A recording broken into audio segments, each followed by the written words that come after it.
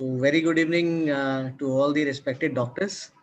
So it's our pleasure to welcome all of you on this wonderful platform and which has been conceptualized by none other than our respected Dr. Pratibha Singh ma'am. And this is episode 9 of part 2 series. And on behalf of Shield Healthcare, I welcome each one of you, including the all faculty members present there. Can I have the next slide, please? Uh, I I welcome the conveners, Dr. Priyankur Rai, who's consultant in infertility and gynae endoscopy at Nova IVF Royal Clinic, Siliguri. Doctor is also a joint secretary, Siliguri OBG Society, organizing secretary East Zone UA Foxy 2020. With that welcome, I also introduce the next convener, Dr. Diksha ma'am. Dr. Diksha Goswami Sharma ma'am is MD and FR FICUG and Director Pushpanjali IVF at the Pushpanjali Hospital Research Center, Agra. Doctor has done several national and international publications in her credit. With that short brief, I welcome all of the doctors once again and over to the conveners. A very warm good evening to all the dignitaries and the experts here today. On behalf of Priyankur and Pratibha Singh ma'am, I welcome all our experts, our guests and the audience to this Knowledge Update web series. And today is our episode 9. Which is focused on Caesarean section, which is a keystone in obstetric practice. And it's been such a, if nothing else in this pandemic, the positive aspect has been that even in the leisure of our homes today, we get the honor to listen to so many of our pioneers and experts. So Priyankur is today not there with us, but now taking the opportunity to invite Pratibha Singh ma'am to welcome all the dignitaries today. So Pratibha Singh ma'am needs no introduction, and these web series has been a brainchild of ma'am, and she has conceptualized this web series which has been going on for the last 8 episodes, and today is our 9th episode. She is a consultant in laparoscopic gynecology and IVF specialist, director of the Healing Touch Multi-Speciality Hospital and IVF Unit, Bhagalpur. Ma'am is also the E-Zone coordinator for the IAC Foxy 2021-22. She specialized in laparoscopy, reproductive medicine, and IVF, and has been the vice president of the Bhagalpur Obs and Gynae Society, the Bhagalpur Menopause Society, and has many honors and publications to her credit. So, ma'am, the dais is over to you. Thank you, Dr. Diksha. So, a very good evening to all of you. And it is indeed a great pleasure to welcome all of you to this Knowledge Update series. And it's really heartening to see such amazing response by our viewers on this knowledge sharing platform. And it is true that the thirst of knowledge never goes waste. So we are happy to share with you with yet another lively episode of KU web series. And this time it is the most basic and popular obstetric operation, that is cesarean section. And I'm sure today we will learn many new things which will enhance our academic as well as our operative skills. But before we move on to our academic session, let me welcome our chief guest, Dr. Sanjay Gupta sir. He is past president Foxy, a great academician, and we keep listening to his appraising talk so often. And today he is here with us. So welcome, sir, to this forum. Thank you so much, sir, for coming. Thank you, Pratibhaji. Thank you. Our guest of honor is again a very active Foxian, Dr. Kavita Bapat ma'am, Vice President Foxy Elect 21. And I have a great bond with her as we share a same alma mater. And she is my dear senior. So welcome, Kavita Di, to this program. Thank you. And our special guest is again a very important and popular face of Foxy, Dr. Shobha Gudi ma'am, Chairperson Family Welfare Committee Foxy. And I time to time keep taking tips from her, and she is always there to help me and guide me. So welcome, ma'am, to this KU web series. Now, it's my proud privilege to welcome our guest speaker, Dr. Shyam Desai, sir, who, in spite of being so busy, accepted my invitation. I welcome you, sir, and we are looking forward for a very enlightening talk today. And I also want to welcome our chairpersons, Dr. Bansi Shinde from Ahmednagar and Dr. Sujata Mahajan from Jalgaon. Welcome, sir and madam. Now, today, the topic of debate is quite vibrant, and we have superb debaters who are expert and equally experienced obstetrician and gynecologists. So I welcome Dr. Arun Mahale and Dr. Srinivas Gadappa. And I'm sure today the debate will become more interesting and interactive by our eminent judges, Dr. P.K. Shah sir and Dr. Sheila Mane ma'am. And their involvement and input will make whole discussion more productive and worthwhile for all of us. So welcome, sir and ma'am, and we are looking forward for a great academic feast today. And finally, I would like to welcome our convener, Dr. Priyankur Roy and Dr. Diksha Goswami, who are always so enthusiastically extend their helping hands to me. And I'm really privileged to have you with me. And today, Priyankur is a little bit busy because of his forthcoming UR Foxy conference. So he's not joining today, but I welcome both of them. And so now from here, I just hand over the session to our convener. Once again, a warm welcome to all of you and thank you so much. Thank you, Pratibha ma'am. Yeah, thank you, Pratibha ma'am. So to start the proceedings, support, can I have the screen share now? Yeah. So at the outset of this web series today, we begin with announcing the winners for the surprise quiz question in the last episode, which was conducted on 20th of May. And the question, this episode was focused on laparoscopy. And the question for the quiz was, which is a safe laparoscopic entry point in a patient with previous surgical scar in upper abdomen? And the correct answer was, of course, Jen point. The winners for this surprise quiz won a book on non-umbilical laparoscopic entry points by Nutan Jain ma'am. Ma'am was very kind enough to have bestowed this book on the winners. And the first prize went to Dr. Purnima Jaydev from Bangalore. The second prize for the quiz was won by Dr. Anju Parera from Bokaro. The third winner was Dr. Sakshi Srivastav from Bareilly. And the other certificate of appreciation were Dr. Pallavi Ambade, Brahmapuri, Maharashtra.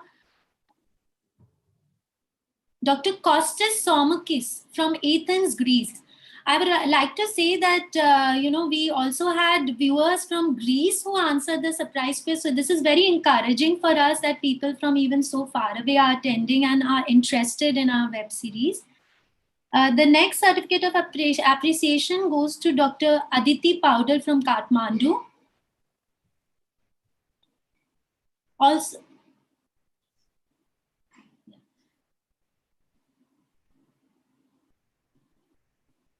yeah, can I have the screen share, please?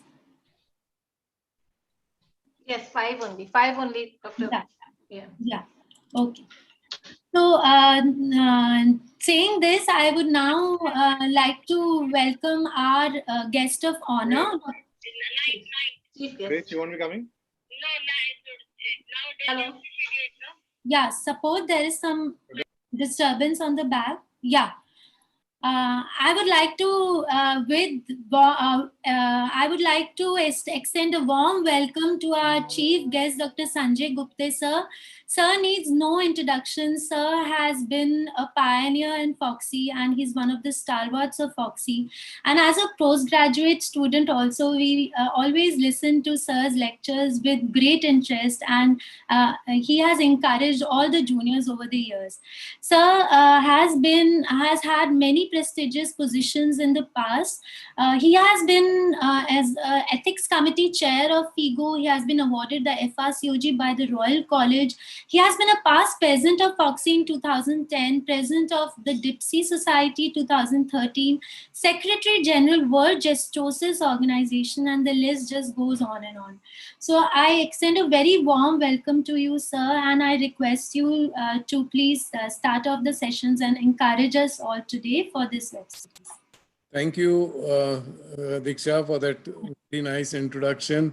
And thank you, Pratibhaji, for having me here for this webinar as chief guest with so many of my very close friends around, like Dr. Sham and Dr. PK, and of course, Dr. Kavita, and my student, Dr. Bansi, there I can see, and Dr.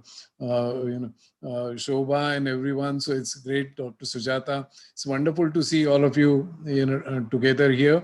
Well, cesarean section, one need not say that is the commonest surgery that we all undertake. We probably start with the cesarean section as a resident doctor in earlier days and keep on doing these. And so everybody has their own experiences.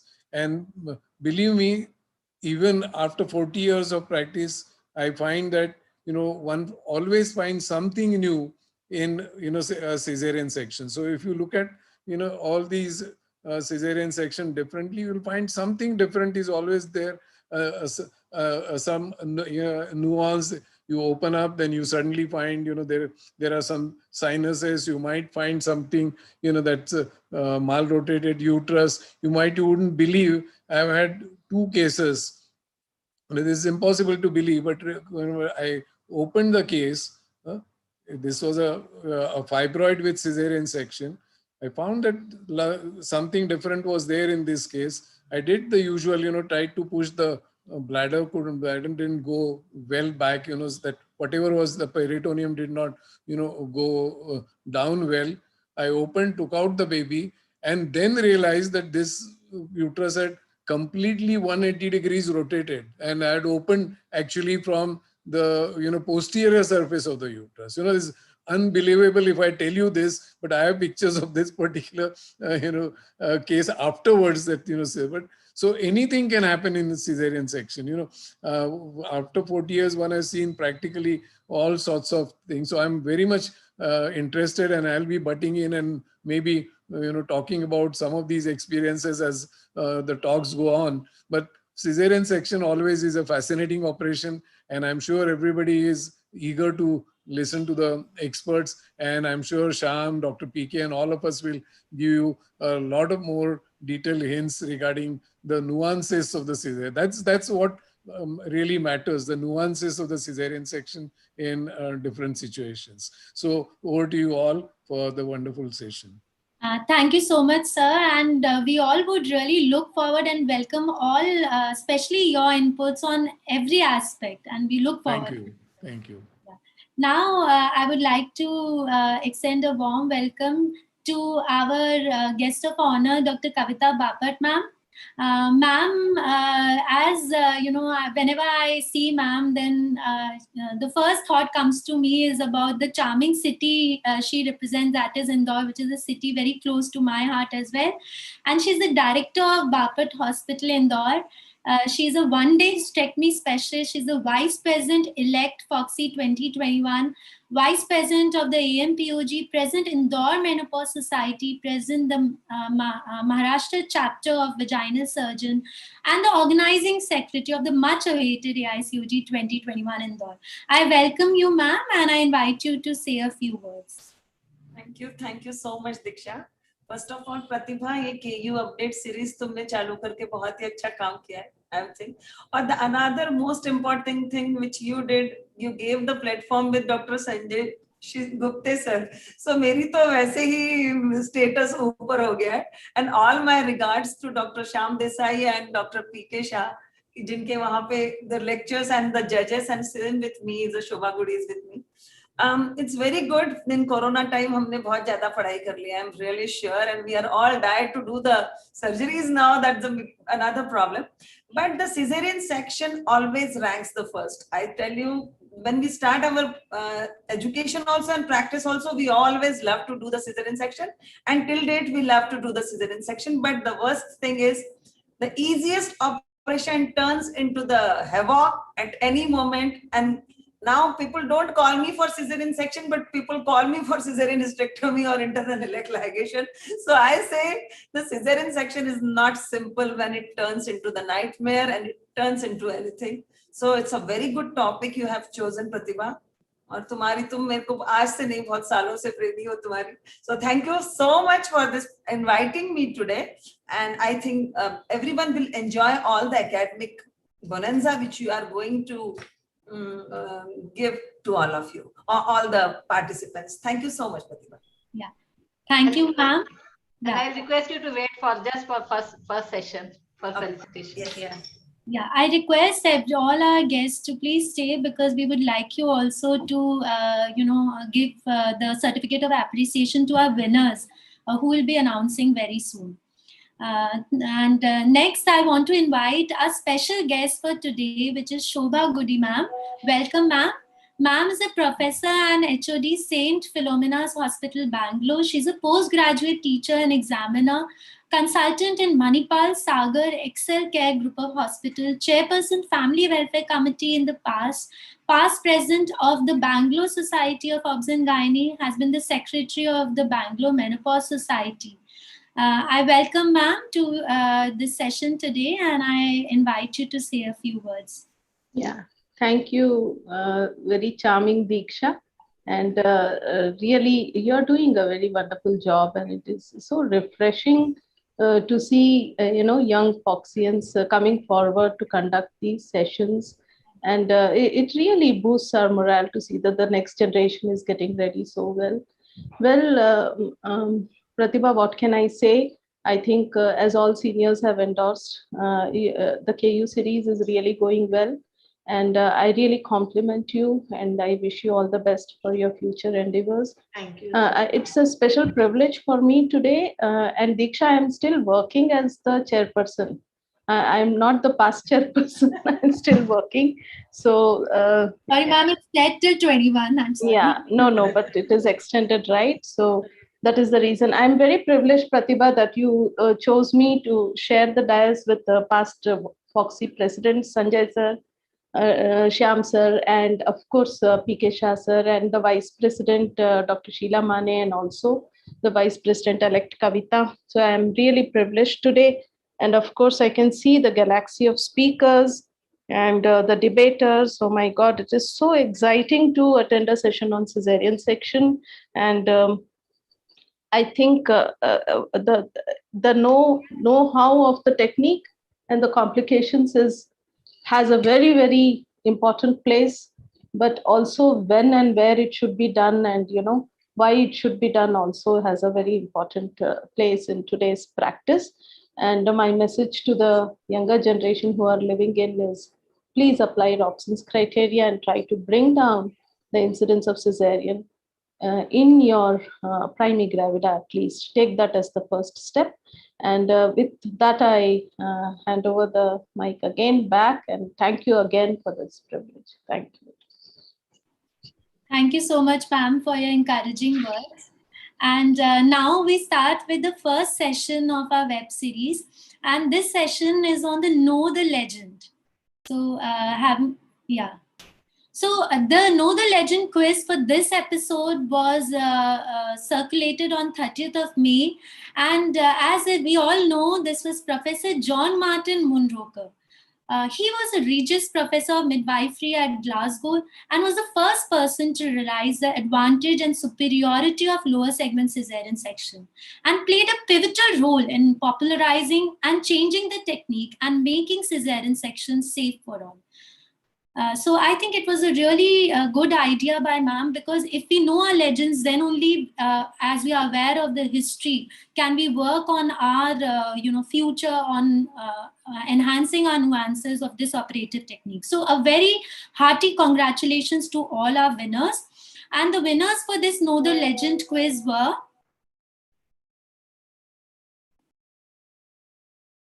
So the first prize for this was a textbook on operative obstetrics by Munroker and has been granted to Dr. Vinita Avasthi Kanpur. So heartiest congratulations, Dr. Vinita. And we'll be having her today. She'll be speaking on our legend of this episode. The next winner for this wins a textbook on the Essential Caesarean Section Guide. And this is Dr. Kumar Amit from Lakhisarai. And he answered the quiz second. The third prize In the fastest finger first goes to Dr. Suman Agarwal from Sirsaganj, and she wins a textbook on practical obstetric problems by Ian Donald. So I want to invite Dr. Sanjay Gupta, sir, to felicitate the winners, please. Dr. Diksha, there are two winners in the third prize, two winners. Okay, so the third prize is also, yeah, Dr. Manjula Patil from Bangalore, I'm sorry, also wins the third prize. So Sanjay Gupta, sir, I would like to invite you to felicitate the winners and encourage them, sir. Sir, unmute yourself, sir. It's my privilege to actually congratulate and felicitate the winners. I think it's a wonderful idea to starting with the very figure of Muro, who really revolutionized the whole concept of Caesarean section. So I'm glad that people are working on that, and there is actually a wonderful book called as On the Shoulders of the Giants, and this book is about the history of the giant figures, who were really made difference to the history of obstetrics and gynecology. And I would request all the winners and participants to have a look at it. And the history is so fascinating that that really makes our, all our day-to-day work wonderful if we know the history and how the things, every step has been developed. So congratulations to all, and keep on doing that.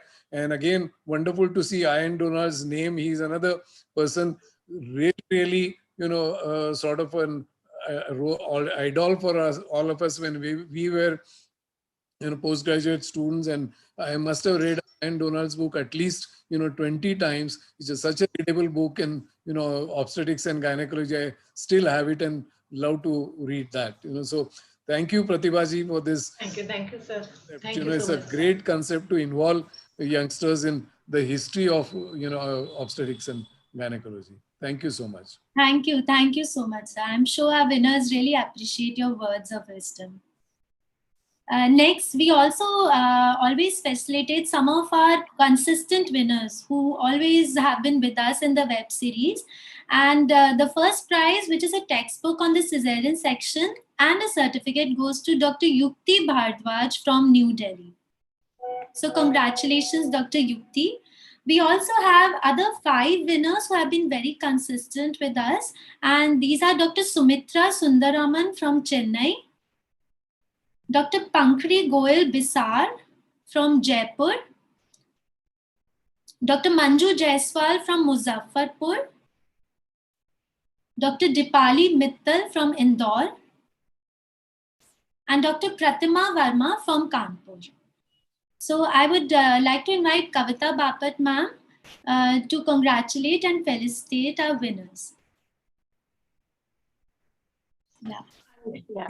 Thank you so much. I really appreciate the efforts, and this type of quizzes really very good. And so those who are really consistent, I'm really proud for them. At least they are making the show good. Show should go on. So I congratulate them.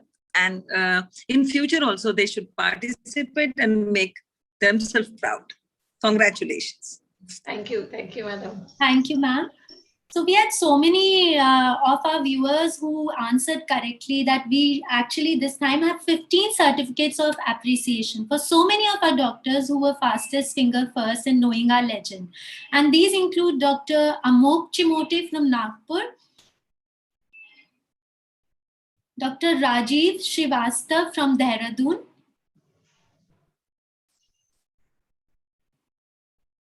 Dr. Reena Vani, so all our seniors also participating as well from Mumbai, Dr. Pavan Bhasin from New Delhi, Dr. Virendra Kumar from Bellary, Karnataka,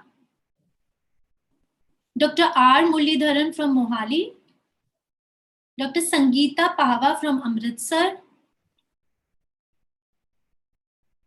Dr. Alka Kuthe from Amravati, Dr. Jagriti Sangvi from Ahmedabad, Dr. Arpita Gandhi from Deoghar, Jharkhand, Dr. Ekta from Halwani, Dr. Sweetie Soni from Jaipur, Dr. R. Bhavya from Ooty, Dr. Ranjana Sinha from Patna, and Dr. Shipra Singh from Katihar. To facilitate these winners, I request Dr. Shobha Goody ma'am and to say a few words of encouragement. Yeah, thank you again, Diksha. Well, what can I say? Hi, Reena, if you are listening in, I don't expect anything less from you. You are indeed the fastest finger first. And Virendra Kumar from Bellary, ಕೇಳಿಸ್ಕೊತಾ ಇದ್ದೀರಾ? Congratulations, ನಿಮ್ಗೂನುವೆ. So I think this is a wonderful concept, and every aspect of a clinician is being tested here. And this will go a long way, I think, in bringing back the core of academics, and that is to test people on how good they are. So I think it is a very good effort. Hearty congratulations to all the winners, and let us start the scientific session. Thank you, madam. Yeah. Thank you, ma'am. And as is our custom now, the first winner of our Know the Legend quiz, Dr. Vinita Avasti, would be telling us more about Professor John Martin Monroker. So over to you, Dr. Vinita. Dr. Vinita is MBBS MS from Maharani Lakshmibai Medical College, Jhansi. She has received FICOG and she is a consultant at Manas Medical Center, Kanpur, a joint organizing secretary for the last AICOG 2020 Lucknow, and a joint secretary of the Kanpur Obs and Gynae Society. So welcome, Dr. Vinita. Good evening, one and all, and good evening to Dr. Sanjay Gupta sir, Dr. Syam Desai sir, Dr. PK Shah sir, Dr. Kavita Bapat madam, Dr. Shobha Goody ma'am, Dr. Sheila Mane ma'am, and last but not the least, Dr. Pratibha Singh ma'am, for giving all of us the platform to participate and to search our knowledge also. So I just want to share my screen.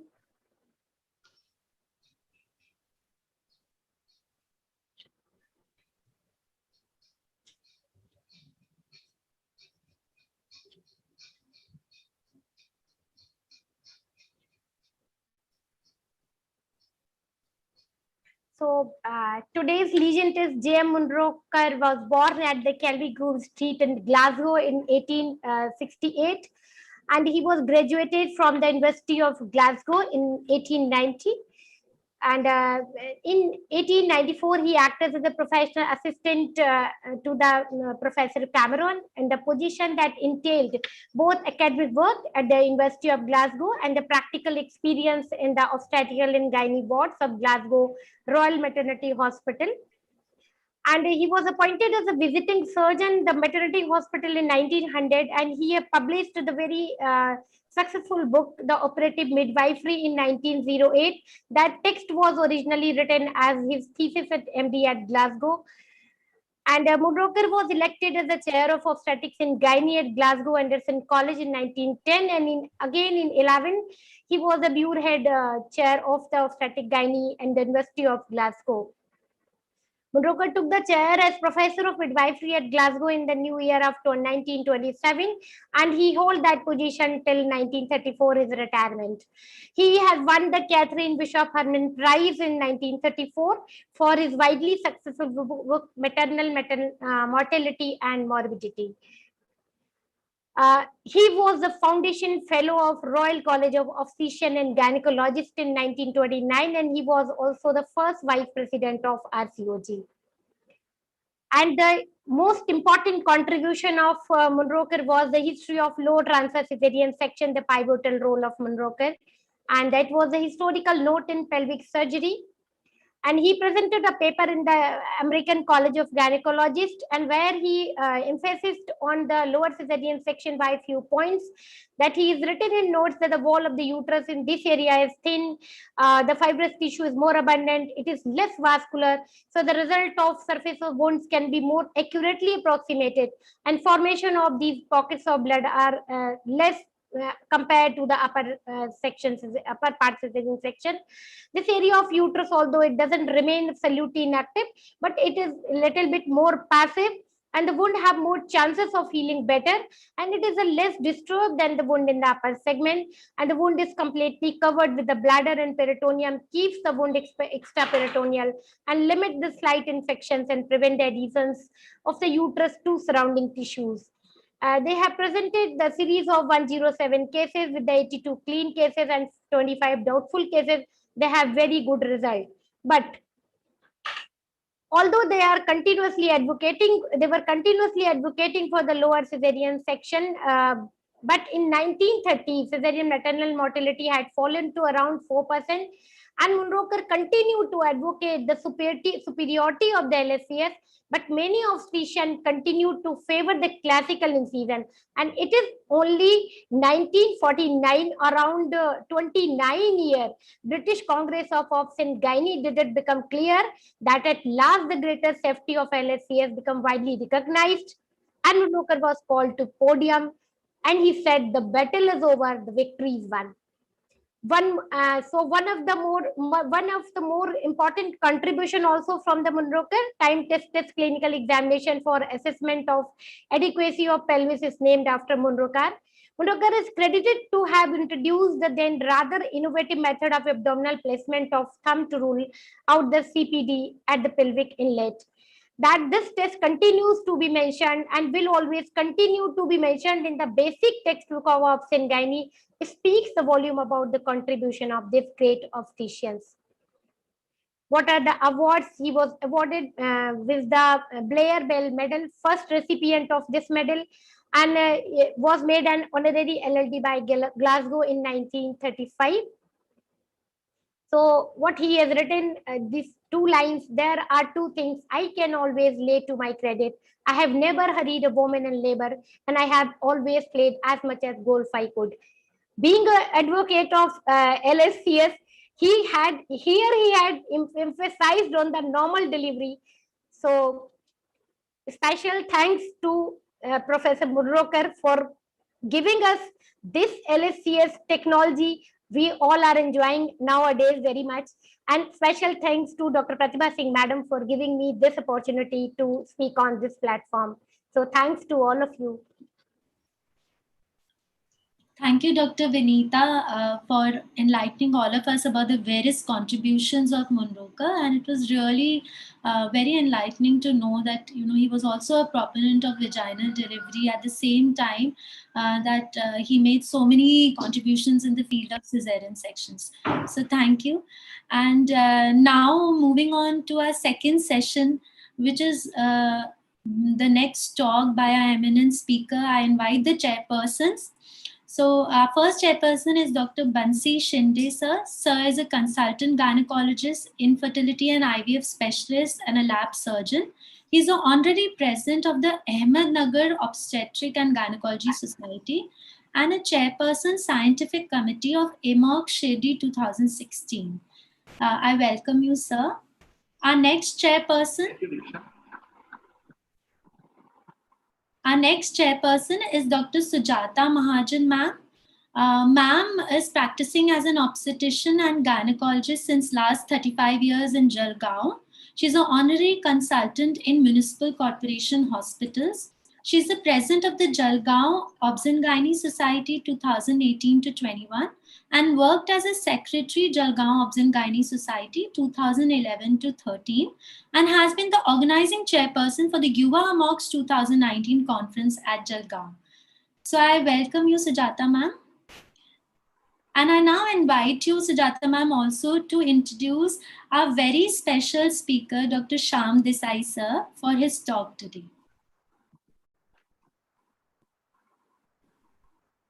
Sujata ma'am. Kindly unmute yourself, madam. Thank you, Diksha. A very good evening, all of you. Our today's chief guest, Dr. Sanjay Gupte, past president, FOXY. Guest of honor, Dr. Kavita Bapat, Madam, Vice President-elect, FOXY 2021.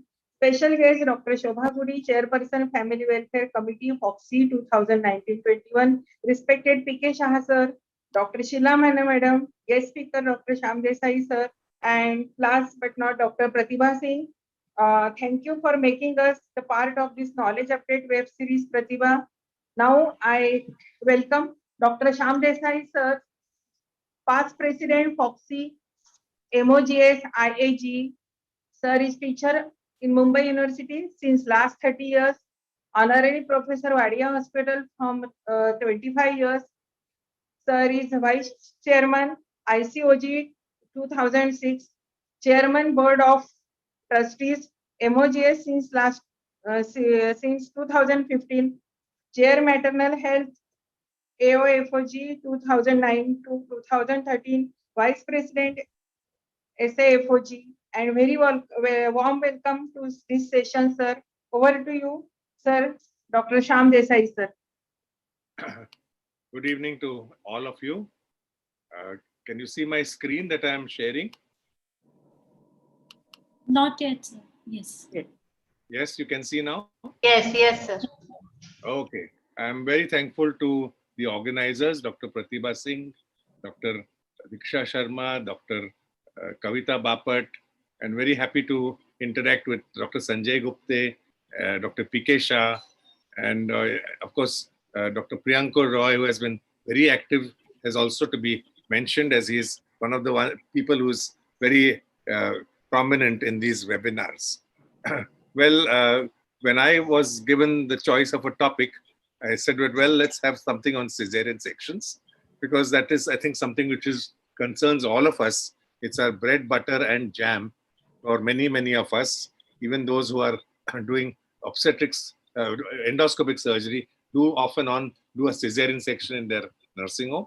And cesarean section has been with us for years and years, thanks to pioneers like Dr. Manrokar, who, just to mention whatever has been said about him, the technique that he recommended for doing cesarean sections has, after so many years, not been altered at all. So that is something which is really good, because when you have a technique for an operation, then sometimes, as time goes by, a few modifications are added. But even now, after so many years, the technique that he initially recommended has stood the test of time. So that is something really remarkable. And these days only we debate about whether to do the Joel Cohen incision or do the regular Fannin steel.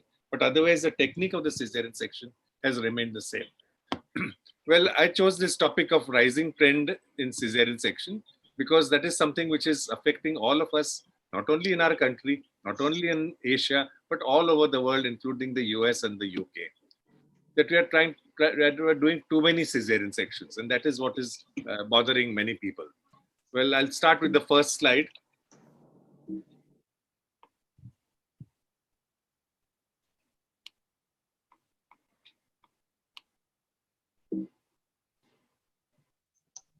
Just a glitch here.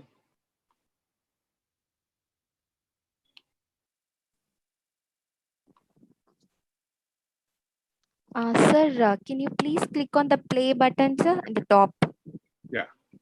Play button. No. I see the resume share. No, play button, sir. Play this one. Near keynote live. Top of the screen. Yes. Okay. Yeah. Resume share.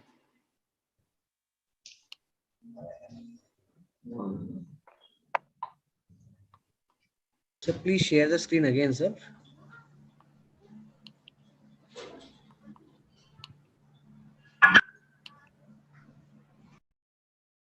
Okay. Can you see the screen now? No, actually, you need to share the screen.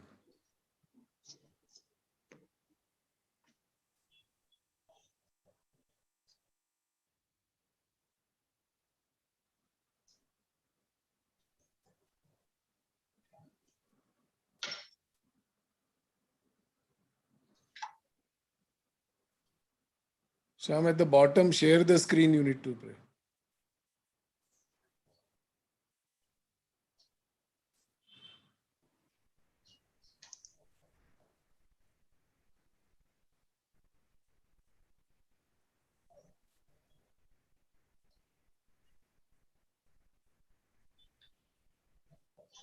I think sir is disconnected. I think he'll join again. Yeah, we'll wait for 5 minutes.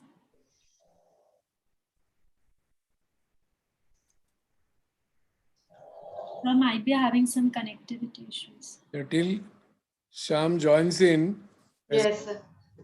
Mandrokar, we must remember that he propagated this technique in the pre-antibiotic era, where the infection rate and the mortality and morbidity rate was very high, and that just because this became a Caesarean section where the it kind of the wound remain extraperitoneal, and that's why the mortality was suddenly reduced. So that's the importance of this technique. And at that time people must have thought that it's very difficult, because before that they were just taking a classical incision, taking out the baby. So compared to that, this pushing the bladder and taking out they must have found difficult, and that's why probably it took such a long time for people to accept the fact. So, but this is such a wonderful technique, and the nuances of the technique, as seeing, whenever you have a bit of a, many times you open up, you try look at this, and you suddenly find that the lower segment there are huge kind of sinuses, and Yes. wondering what to do with it. So you have to be very careful, and pushing the peritoneum down, not disturbing the sinuses. And sometimes it's better that your assistants just press just above and below that, so that you get a clear sort of place to take an small incision. And there is always again a debate whether you should have a straight and clear cutting, or whether you should stage the incision. So especially when there are these sinuses, it is better that we stage the incision rather than cutting it through, which Michael Stark has also described in his technique. Use scissors as less as possible in Caesarean section, and that's the way of avoiding morbidity. I'm supposed to share my screen. Yes, Shyam, please go ahead. I was just. Yeah. Can you hear me now? Yeah. Yes, we can hear this. Okay. Now can you see my screen? No, sir. This is your screen. You did share your screen? Yes. Close it.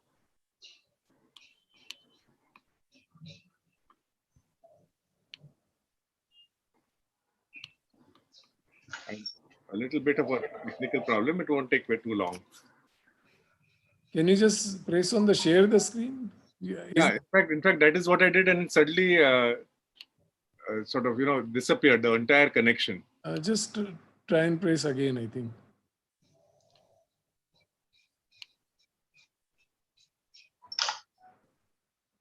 Yeah. Share screen. Yes. So it's at the bottom. So yeah, I know. So now can you see my screen? No, is it open? Yeah, my presentation is open. Open. Okay. Yes, sir. Yes. Yeah. Now we can see. Now we can see. All right. But this somehow doesn't seem to be progressing. So you have to go to the play one. Play, sir. Play, sir. Top, on the right, left side. The gray strip, go to the left. After left. Keynote live. No, see, I'm going right up, and I'll resume share. I've pressed that. On your PPT. On the screen, there's a play button above your heading. Yeah, that's format, arrange, view, and play. So that there is a play and keynote live. Yeah. You see that? So press on that play. So I pressed on the play. Nothing is happening? No. Play slideshow, record slideshow, rehearse slideshow. Support, maybe sir can mail to someone and then someone else can. Now is it all right? No, madam. Yeah, it can. Share it with the technical team, no? Maybe sir can mail to the technical team. No, can you see my screen now? Yes, we can see, but. You go ahead. Sir, just click on the slide. Maybe it will start moving. Yeah, maybe. Yeah. So there's an approved that it is remote control of your screen. No, what I can see is that a particular part of the text is selected. Maybe if Yes. you unselect that, the then slide only. will move. Yeah. It has accidentally got selected in a box. Okay.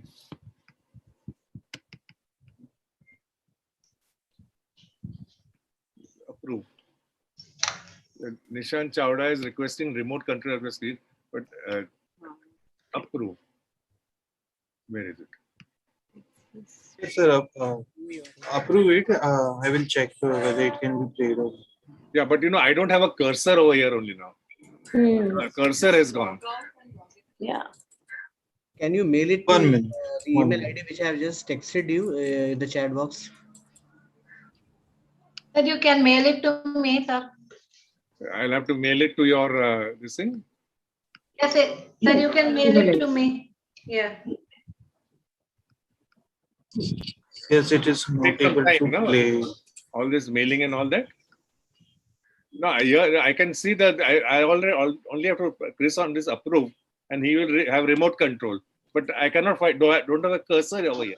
Yeah, but it is not able to play. So I think No, I think if he you have has to mail lost it. the cursor, there is a net problem. Yes. If he has lost the cursor, it is a net problem. I think internet Yes. problem, some delay is there. So maybe Sir, you rejoining can or mail it to me. Sir, yeah, you can better mail it to to me. stop sharing, sir, and mail it. Sir, I've And, sent you my mail address, sir. You can mail it to me, sir. Yeah. Send it on the WhatsApp. Yes, on WhatsApp, sir. Okay. Hello. Now can you see my entire screen over here? No, sir. No. So it is the same. Sir, you can reshare also. Sir, if you can reshare again. Yeah. Again, once more you share again. Not so here the host has stopped your sharing. No. Share. Share again, sir. Now can you see? Yes, Yeah. yes, sir. Yes, Now it coming is okay. Yes, yes, it is visible. Now it is okay, sir. But my No, na. slides are not moving. वही तो प्रतिभा हो सकता है net में कुछ problem होगा. Yes, sir. हाँ. Hello.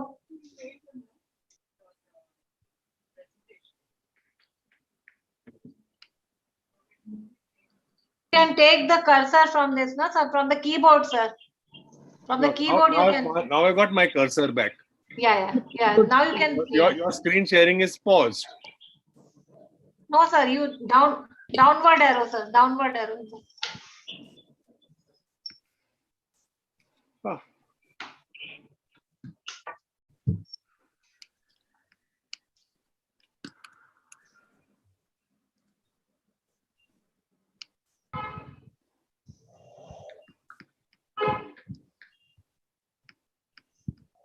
Very strange, because this is the first time this has happened like this. Try to share once more, sir.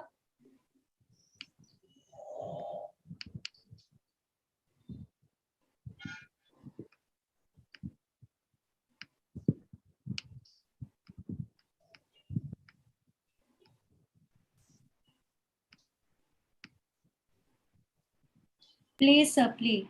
Play.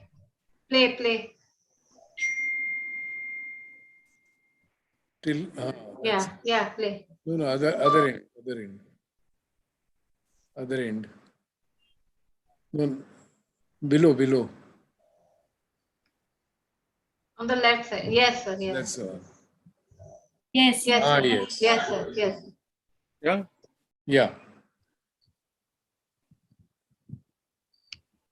Yes, sir. You can see the slides? Yes. Sir. Yes. Now I can't see the slides. It's a magic thing. And again, my cursor has gone somewhere. I mean, don't have the control of the cursor. Sir, difficult cesarean हो रहा है. Obstetric label के बाद. Can you minimize the Zoom screen, maybe? Actually, screen is moving, Sham, properly. Yeah. Oh, I Madam, can you get that PPT? We will share that screen, ma'am. Yeah, sir. If you can mail me, sir. Okay, it will take some time, obviously. हाँ sir, by the time we'll have our debate, Oh, Okay sir. okay, Yeah. ma'am. Yeah.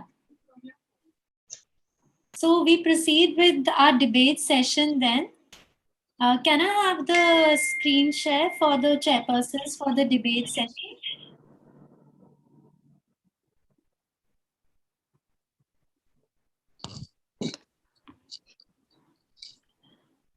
So I would like to invite our chairperson for the third session, which was the debate session, the Honorable Dr. P.K. Shah, sir. Sir is a professor and unit head Department of Obs and Gynae St. G.S. Medical College and KM Hospital, Parel, Mumbai. Sir has been the past dean of Indian College of Medical Ultrasound.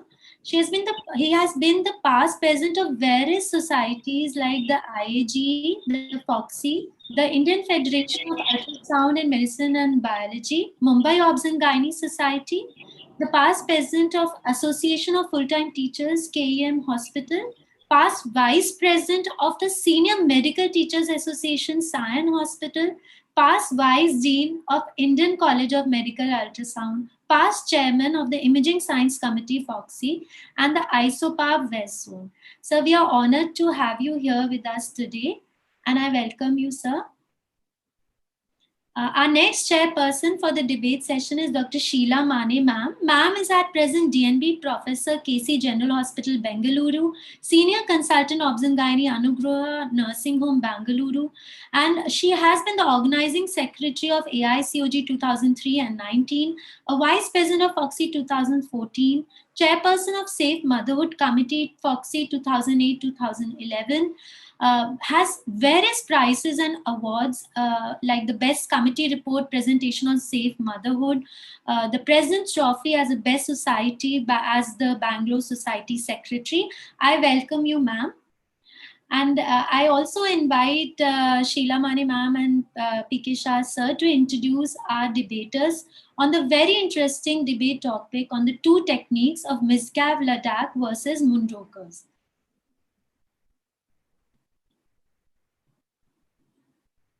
Ma'am, please unmute. Yeah.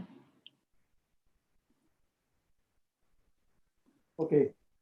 Good evening, everyone. And thank you, Dr. Pratibha Singh, for giving us this opportunity to be the judges for this very interesting debate.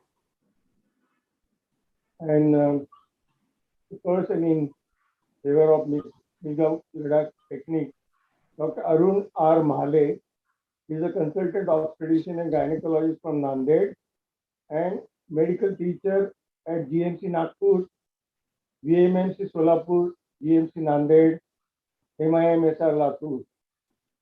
And I'm sure he will have the proposition in favor of the first, that is Misgav Ladakh technique. And I don't know how much time you have given to each one, but after his talk, we will have the opposition talking for the same time, and then we will have a rebuttal from the first speaker, that is Dr. Arun Mahle. Dr. Mahle. Good evening, sir. Good evening, everybody. Yeah. Good evening. Respected chairperson, co-chairperson, Shah sir, I remember we have worked together in the baby-friendly hospital initiative long back, somewhere in 1994 and 95. Yes, we had been to Nanded. Mane madam, we have worked together in PPH, and this is very important because both of you are judges, and therefore the affectionate attachment should be expressed, even if you have forgotten. You are influencing us. Now, good evening, everybody. Respected chairperson, co-chairperson, all the web dignitaries, the faculties, and especially I am thankful to Madam Pratibha Singh, who gave me this opportunity. With this actually opportunity, I was both shocked and surprised, because Cesarean section for everybody, and especially for me, because I am going to talk to you, is a long story, long journey everybody has gone through. Because I am in practice now for almost, as a teacher, I would say 38 to 39 years. And if I consider my postgraduate days, that is those 3 years, it is more than 40 years that I am seeing cesarean section closely. Now, therefore, it is a long journey. Somewhere doing cesarean section mostly by midline subumbilical incision, then Fanon style, then suddenly came the Misgav Ladakh, and it spread like a wildfire. And now I will share the screen. The topic given to me is Misgav Ladakh. I said I was surprised and shocked because into this story of cesarean section, that this method of Misgav Ladakh was developed in Misgav Ladakh Hospital in Jerusalem between 1981 and 1984, and is internationally known as Stark cesarean section or Misgav Ladakh. The talk between me and Professor Srinivas Gadappa has been called as a debate, and that is the actually shock to me, because debating with Professor Srinivas Gadappa, who belongs to Aurangabad, I belong to Nanded, that is Marathwada region, that we look towards Professor Gadappa because he heads a institution. He heads a institution which has a delivery rate of about 20,000 per annum. And we look towards him as a guidance, and it is his guidelines we follow and carry out obstetric work. And therefore, debating with him is a very greatly difficult job for me. Then I say that it is a mostly variedly performed surgical procedure. Everybody, those who are on the web, would agree with me that few follow Misgav Ladakh technique, that is the Stark method of cesarean section. Few follow the other method, that is the traditional method. And many follow their own techniques, modified techniques. And therefore, maybe that debate may not have any meaning. Then it is ever evolving in all aspects, that initially we know that the cesarean section was resisted from all corners. It was not accepted. It was less often offered, and even the patients did not accept it. But now we know that it is accepted, well accepted, offered, and we have sessions in these conferences and CME on cesarean section on demand, that it is requested and demanded. And therefore, this debate is going to be interesting. Now, cesarean section is always a combination of techniques, that is a laparotomy, doing a laparotomy and doing a hysterotomy, that is opening the uterus after opening the abdomen and delivering the baby. And Professor Fanon in 1900, he reported his 256 cases of laparotomy opened by Fanon incision, and he reported that the incidence of hernia, incisional hernia, is very minimal, and but he also warned, because those days even the X-rays had just been, X-ray in clinical practice was just emerging, that one has to be very sure that which organ, or very sure about the diagnosis, because the disease may not be approached, all organs may not be approached through this phalansteal incision. About Muro care, lot has been said in the introduction, but one thing I want to say, that this person struggled for 40 years to make popular the transcurvilinear incision, that is a transverse incision to the lower uterine segment. He won the fight, or he won the battle only many years after he retired from active professional practice, and that occurred in 12th British Conference, that is British Conference, and then he said the battle is won.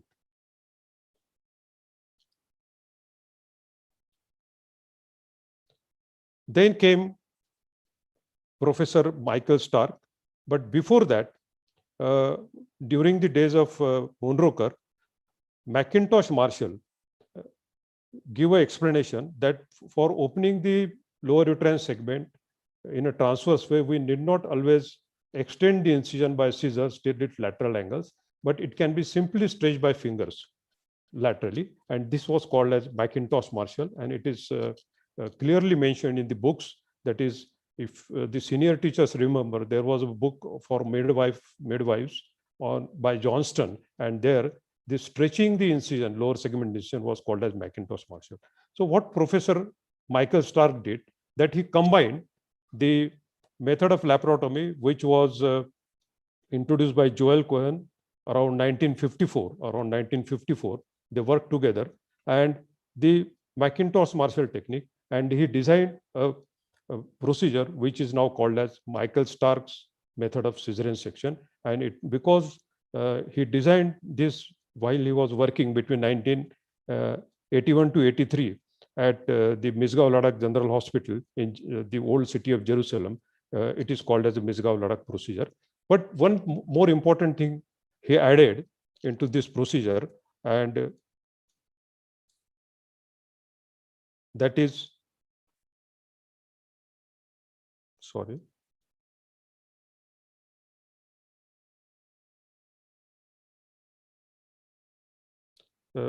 Into this procedure, that is, he insisted on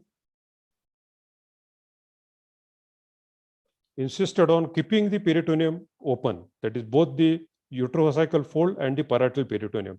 And he said that this was a challenge for me, that making people convinced, the obstetrician convinced, that the peritoneum can be kept open and it has got many advantages.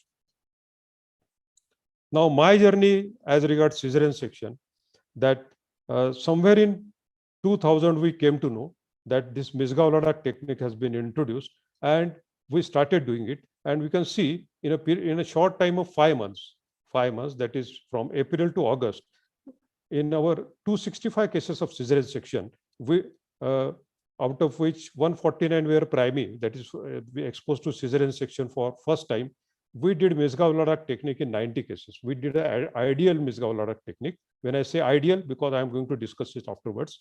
And only in 59 cases we did the laparotomy by subumbilical incision. And we presented this in 16th AMOGS is the Association of Maharashtra Obstetrician and Gynec Societies. We have an annual conference, and in 16th conference in 2002, in February, we presented our data, our experience at Akola. And we praised this method tremendously.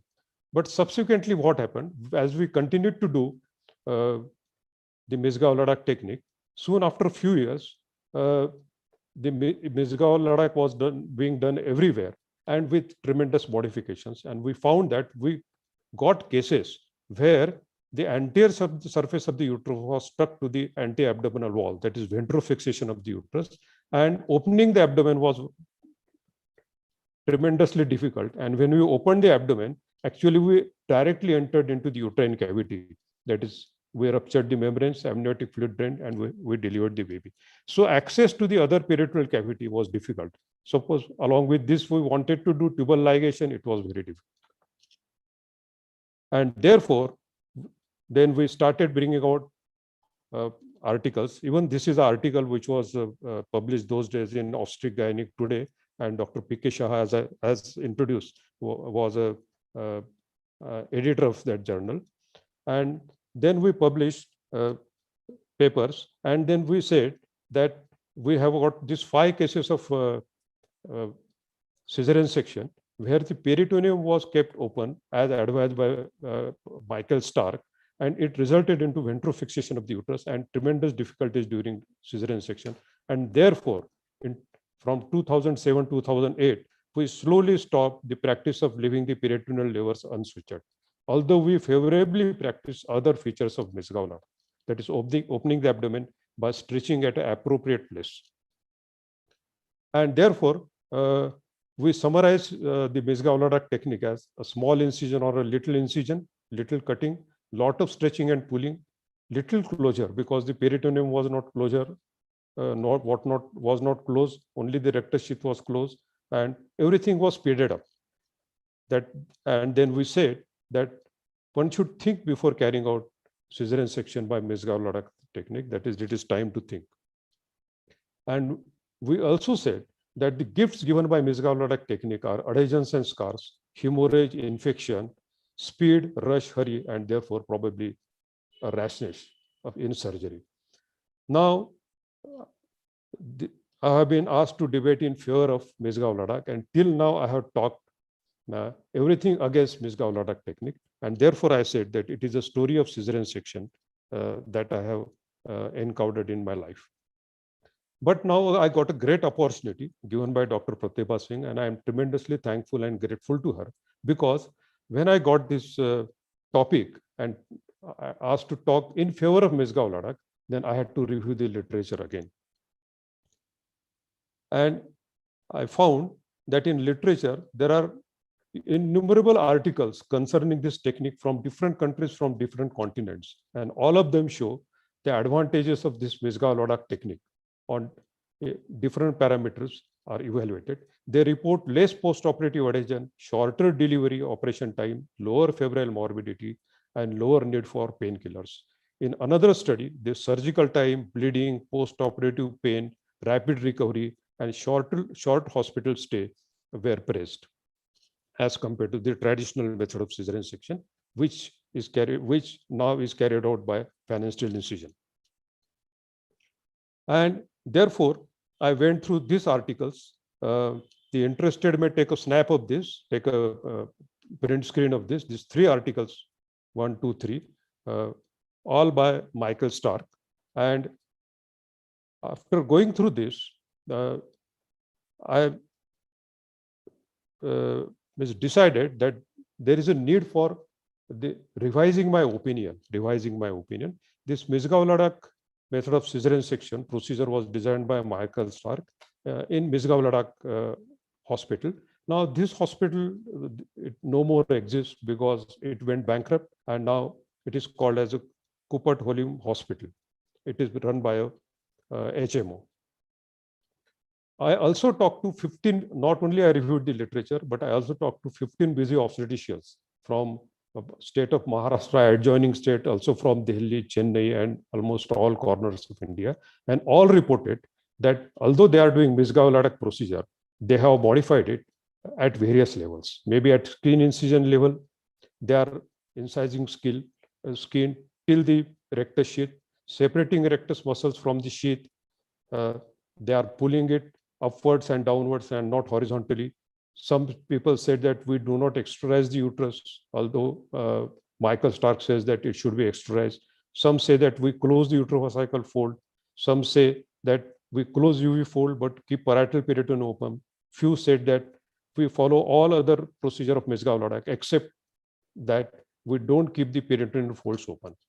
Some said that we regularly carry out MRP. Misgav-Ladakh says that Misgav-Ladakh method insists on allowing the placenta to come on its own, and only when it fails to expel on its own, then carry out MRP. And skin closure, that the popular method of skin closure nowadays, although the Misgav-Ladakh technique is followed, is subcuticular. So means everybody has modified the, and therefore the debate becomes difficult. Now, Michael Stark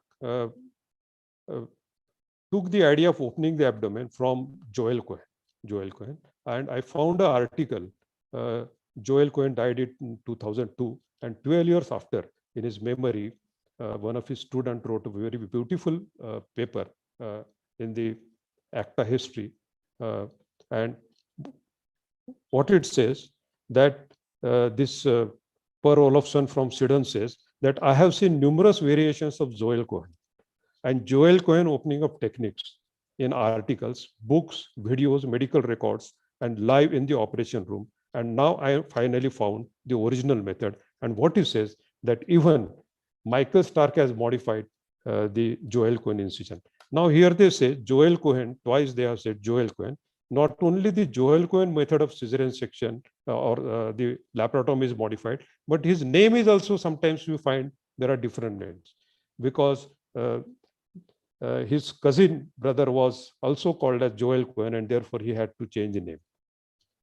Now, if the technique is not standardized, what Michael Stark says, if the technique is not standardized as suggested here, it will be difficult to compare among surgeons and institutions. So that there is the problem.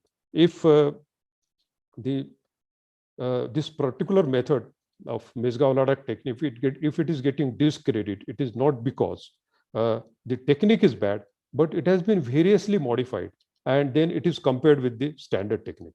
This only standardized and optimized surgical method will allow valuable meta-analysis and enable a comparison of surgical outcome in different institutions by different surgeons.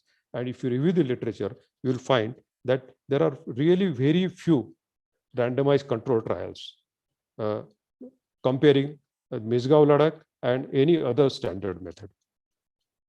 Now, Michael Stark has described in very great details this particular technique, Misgav technique, in 13 steps, starting from what should be the position of the patient to finally what should be the post-operative care and instruments. And the important here are abdominal incision, opening the peritoneum, and then opening the uterine wall. These are very important. And here there is a lot of confusion. And although Misgav says that particular layers are to be stretched transversely, I find that many people are stretching them. They say cephalocaudal, that is from above downwards. Now, these are the incision. And when it is compared to phalansteal incision, the Joel cone incision is quite high. And therefore, they say that it loses the, you can say, the aesthetic properties of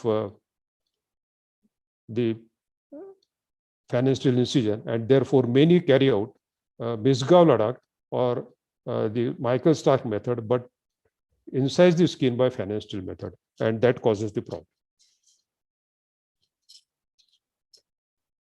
Now, this is one photograph. You see here that the skin incision is according to Misgav because the phalansteal should have been somewhere here. But you see, the rectus muscle has been separated from the rectus sheath. And this is one step which is done against the Misgav. The other thing, you find that between the fat and the rectus sheath, they have created a gap, they have dissected. And this dead space is never created if the ideal Misgav method is followed. Another thing, that the linea alba is still intact. By this time, the rectus muscle should have been pulled laterally to expose the peritoneum. Now, when the steps of Misgav technique are followed, when the phalansteal incision is taken, this is close to the pubic symphysis. This is where we find many times we injure the muscle. This is quite common, and this is against the principles of Michael Stark's Misgav method.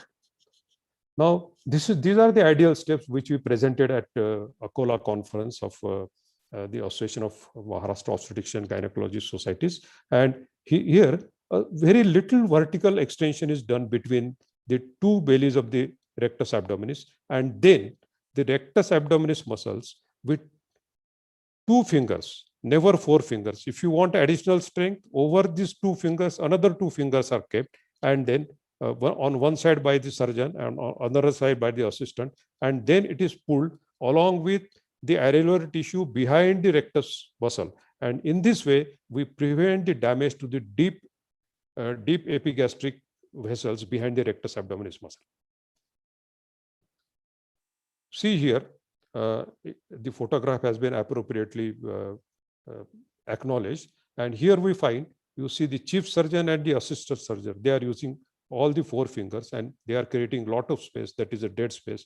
And it is this, then this gives problems because of accumulation of seroma there, there is pain, and the patient loses the advantage of Misgav. So subcutaneous tissue is not to be meddled in ideal Stark Misgav technique. See the number of fingers and the direction of the stretch. They are stretching upwards and downwards. Now, this is ideal. The index and middle fingers of the right hand below the rectus abdominis muscle, both the surgeon and the assistant pull the muscles laterally, including the fat tissue and blood vessels as much needed. This process should be done slowly in order to enable the tissue to adjust the stretching. When I said initially that everything speeded up, if you do this very fast, there is a possibility of injuring the deep epigastric artery behind the rectus muscle, and then it leads to tremendous complications. And when the caesarean section is rapidly closed, ignoring the bleeding behind the rectus sheath, we are faced with a big hematoma and sometimes even hemoperitoneum, because the peritoneum is left open. All the bleeding that is occurring behind the rectus sheath trickles into the peritoneal cavity and causes hemoperitoneum and shock. Now, this is the ideal way. That is the now next step is the opening the uterus, and we find here that on one side thumb and other side finger, it is the chief surgeon which pulls it laterally, the thumb and the index finger. The middle part of the lower segment of the uterus is cut transversely for 4 centimeters by the knife, and thereafter the right thumb extends the opening of the uterus to the left, while the index finger pulls to the right towards the surgeon. As against this, see here what is being done. They are opening the uterus by pulling up and down. And what happens is, with this, the uterine artery or the vascular bundle here, it gets stretched vertically and it breaks up. So Michael Stark recommends lateral extension with thumb on one side and index finger on the other. This gently shifts the uterine vascular bundle laterally and prevents a tear, which occurs when pulled along its length, and then prevents the complications of bleeding. Now, the optimal way, as suggested by Michael Stark in the Misgav technique, is detachment of the placenta spontaneously. It should be allowed to get detached and expelled spontaneously, as has occurred here. Should spontaneous detachment not happen, it should be removed manually. Now, there is a practice, as I interviewed 15 people, they said we routinely do manual removal of placenta because they are in hurry. And what happens when the placenta is manually removed without allowing its third stage retraction? When it comes on its own, the uterus contracts, retracts, and we find that when MRP is done, many times we find that the uterus is a hollow atonic organ. Note the hollow atonic uterus here and see the lot of bleeding. Now, if it is allowed to expel on its own, we find that the two walls, the anterior wall and the posterior wall, they are in opposition. The well-retracted uterus following spontaneous expulsion of the placenta, because we have allowed the uterus to conduct its third stage on its own. Now, the next important step, where the people have modified, and therefore the comparison cannot be done with Misgav technique, and therefore we lose all the advantages of Misgav technique, is that many people, this is the ideal method. It is the skin is closed with 3 to 5 sutures, and in between, if you find that there is some malapposition, that can be opposed by applying Alice tissue for 5 minutes. And this is the scar that we used to get when we used to follow Misgav, and this is not subcuticular. You can see the stitch marks here very nicely. As against that, we find here that in this procedure, which is they are doing it subcuticular stitch, and Michael Starr recommends minimal vertical mattress sutures to close and prevent the seroma, its pain and complications. Now, I'm showing you another diagram, and these are the two, I would say, the explanations given that why there is no pain when Misgav technique is followed for closure of the skin, that is intermittent sutures. This is the dressing on day 3 when a subcuticular stitch was suturing of the skin was done, and we hardly find any soakage. Is what happens, the inflammatory exudate or the serum that collected during healing in the first 3 days is inside the body. As against that, when intermittent suturing is done, we find that there is soakage. All you see, the entire pad is soaked, means nothing remains inside, and there are no seroma formations, and therefore it reduces those complications of seroma, and thereby need of subsequent drainage and even antibiotics and lot of visits to the patients. Now, when we read Michael Stark article, we find that there are some differences, and therefore the understanding may become difficult, because the terminologies in describing anatomy of the anti-abdominal wall is different. He uses the word fascia, and we use commonly the terminology, rectus sheath and aponeurosis of the anti-abdominal wall muscles. So when he says fascia, it means rectus sheath. He says straight muscles. What are the straight muscles? These are the two bellies of rectus abdominis muscle. To Doyen's abdominal wall retractor, he calls hand speculum. To utrovesical fold, he calls plica. And to arcuate line, he calls plica arcuata. This is important in the anatomy of the anti-abdominal muscles because it is here the deep epigastric goes into the rectus sheath.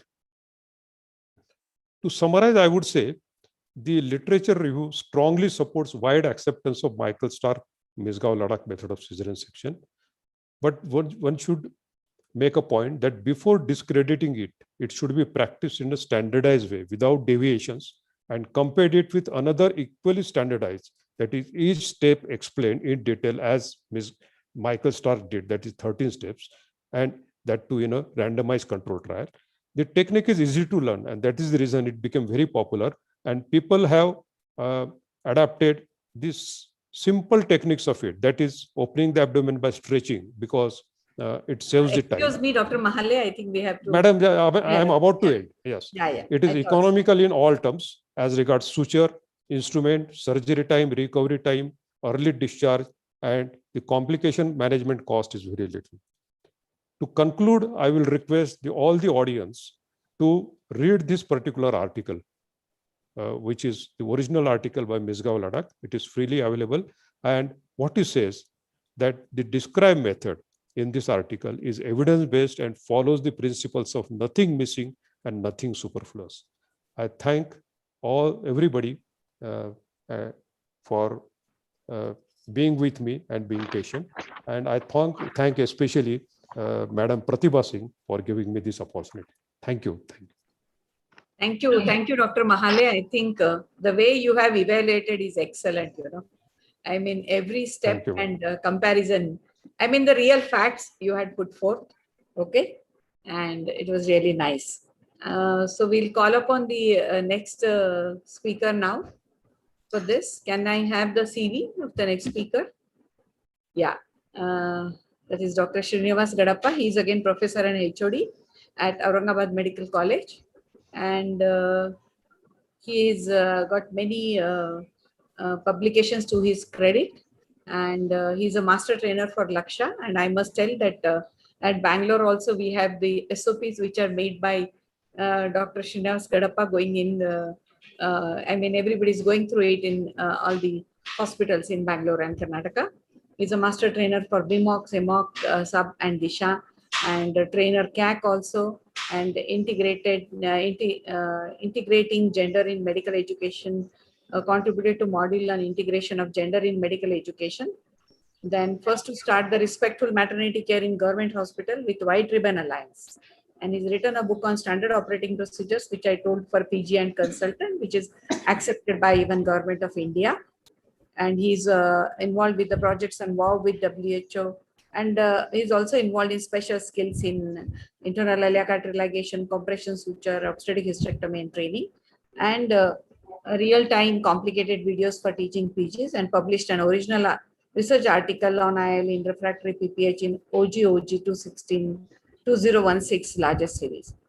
And he's also a member of International Forum of Teachers of UNISECO Chair in Bioethics. And I think he's a real obstetrician. And as Dr. Mahale already told, that is working with in a hospital where there is so much of obstetric love. So we are waiting to hear from you, Dr. Srinivas Gadappa, your views on this procedure. Good evening, everybody. I would like to share my screen. At the outset, I would like to thank Dr. Pratibha Singh, madam, because it's really a big opportunity to stand in front of big legends like Dr. Sheila Mane, madam, who is the pioneer of PPH thing. Then Dr. K. Shah, sir, we have attended so many lectures, and Dr. Shubha Gudi, madam. So I here the curse versus Misgav-Ladakh technique. So I thought this is a very difficult thing.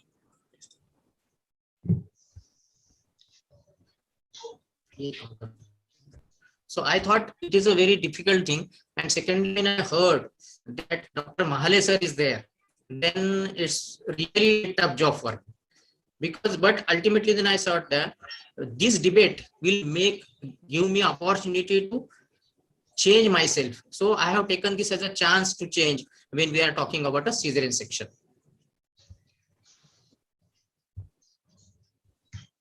So when debate we are doing, so Mahale sir is very senior to me. He's a respected teacher among Maharashtra and India, and he has done a lot of pioneering work. So it is very difficult for me for giving a debate to him. But the facts which Mahale sir has put in front of us, that has cleared many things very nicely. So it is like this, because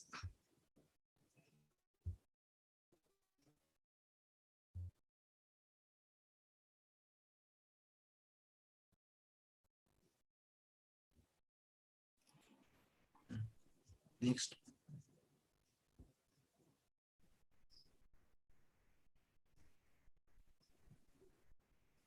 So the Mahale sir is the person who has taught us and the evidence-based medicine. And it is in front of me like Krishna, where and how it is difficult to fight against their own people. But here it is not a fighting. At the end of this two debate, definitely Mahale sir will give the verdict and I will follow it. Now everybody knows that who has designed the Caesarean section. I will say it is really designed, because before that there are different ways of Caesarean section. For example, classical Caesarean was prime importance. But in 1949, when British Congress of Obstetric and Gynecology did it, and they said that it is a lower segment Caesarean section which is very safe for the mother. And when the Mundrokar was called to the podium, then he said that Hallelujah, the battle is over and the victory is won. I think this will be the end of our debate also. So Mundrokar's word I like. The initial speakers are also told that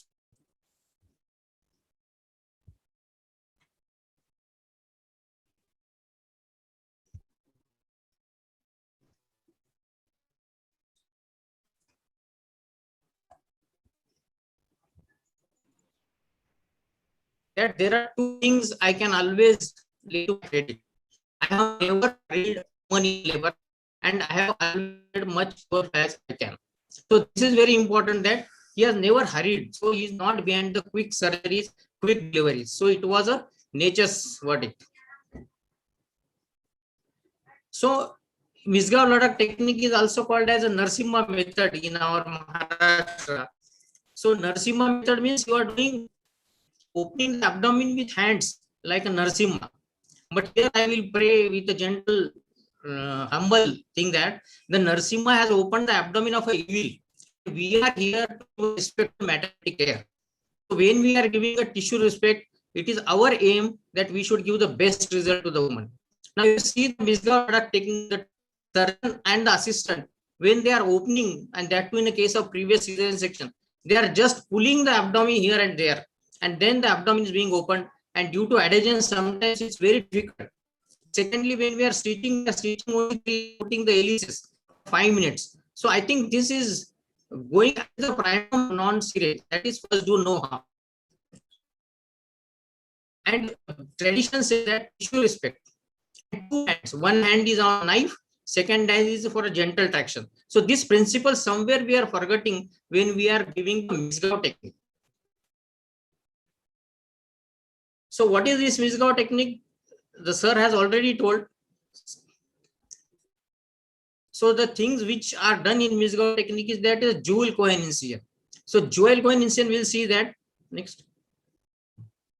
So there are certain things which are done. For example, uterus is exteriorized. Now exteriorization of uterus has got a lot of controversy. There are some randomized control trials. They say that there is no any difference between exteriorization and non-exteriorization. But when you do exteriorization, definitely there is a pill on patient abdomen. Patients sometimes give vomiting also. So which is not good.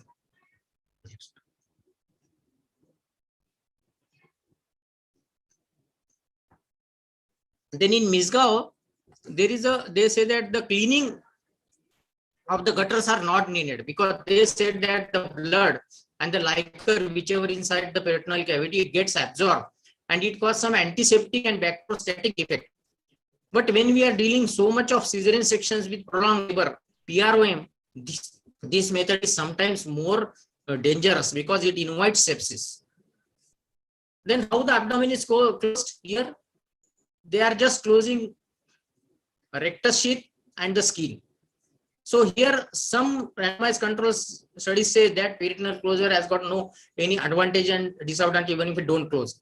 But the skin which is switched, it is only with 3 stitches and then rest of the skin is kept with the Ellis forceps. So which is not good, and when we say it is quick, why to wait?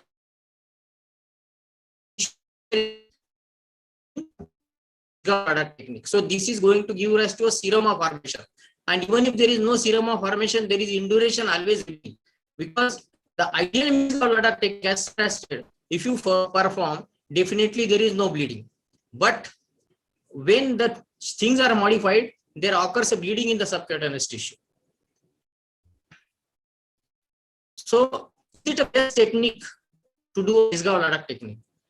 Now you will see, if you want to do a best Misgav technique, there are 8 modifications suggested. So if you are suggesting 8 modification in a Misgav technique, then the originality is lost. So as sir has said that if it is done according to the method it is given, then it is called original surgery. So if the 8 modifications are suggested, I don't think that Misgav is best, because this modification is going to give rise to the different good outcome. Because the original Misgav technique has got certain lacunae, and that's why this modification is suggested. Now, if you see the skin incision is above the financial incision. That is, if you join anterior to superior iliac spine, it is just below the anterior superior iliac spine line joining, or it is 3 centimeters above the financial incision. So this incision is not cosmetically good. Then this incision, when we are opening, it is little above, so it is not cosmetically good. Then if you see the uterine incision, it is opened with thumb and index finger. That is really good. But in cases of previous scar, or when there is a elective cesarean section, sometimes this thumb and index finger is not adequate. You have to use scissors for extending the incision. Then delivery of the placenta by manual removal. So that manual removal of placenta in cesarean section invites more bleeding and sepsis. So that is also against a standardized practice. Now, closure, financial curve incision, they advise there are 2 layers of closure is best. But the Misgav technique, they do 1 layer continuous with delayed absorbable suture. So that gives rise to ischemia, and the ischemia gives rise to a poor healing, and that gives rise to the dehiscence of the scar when you are giving a TOLAC in the next pregnancy.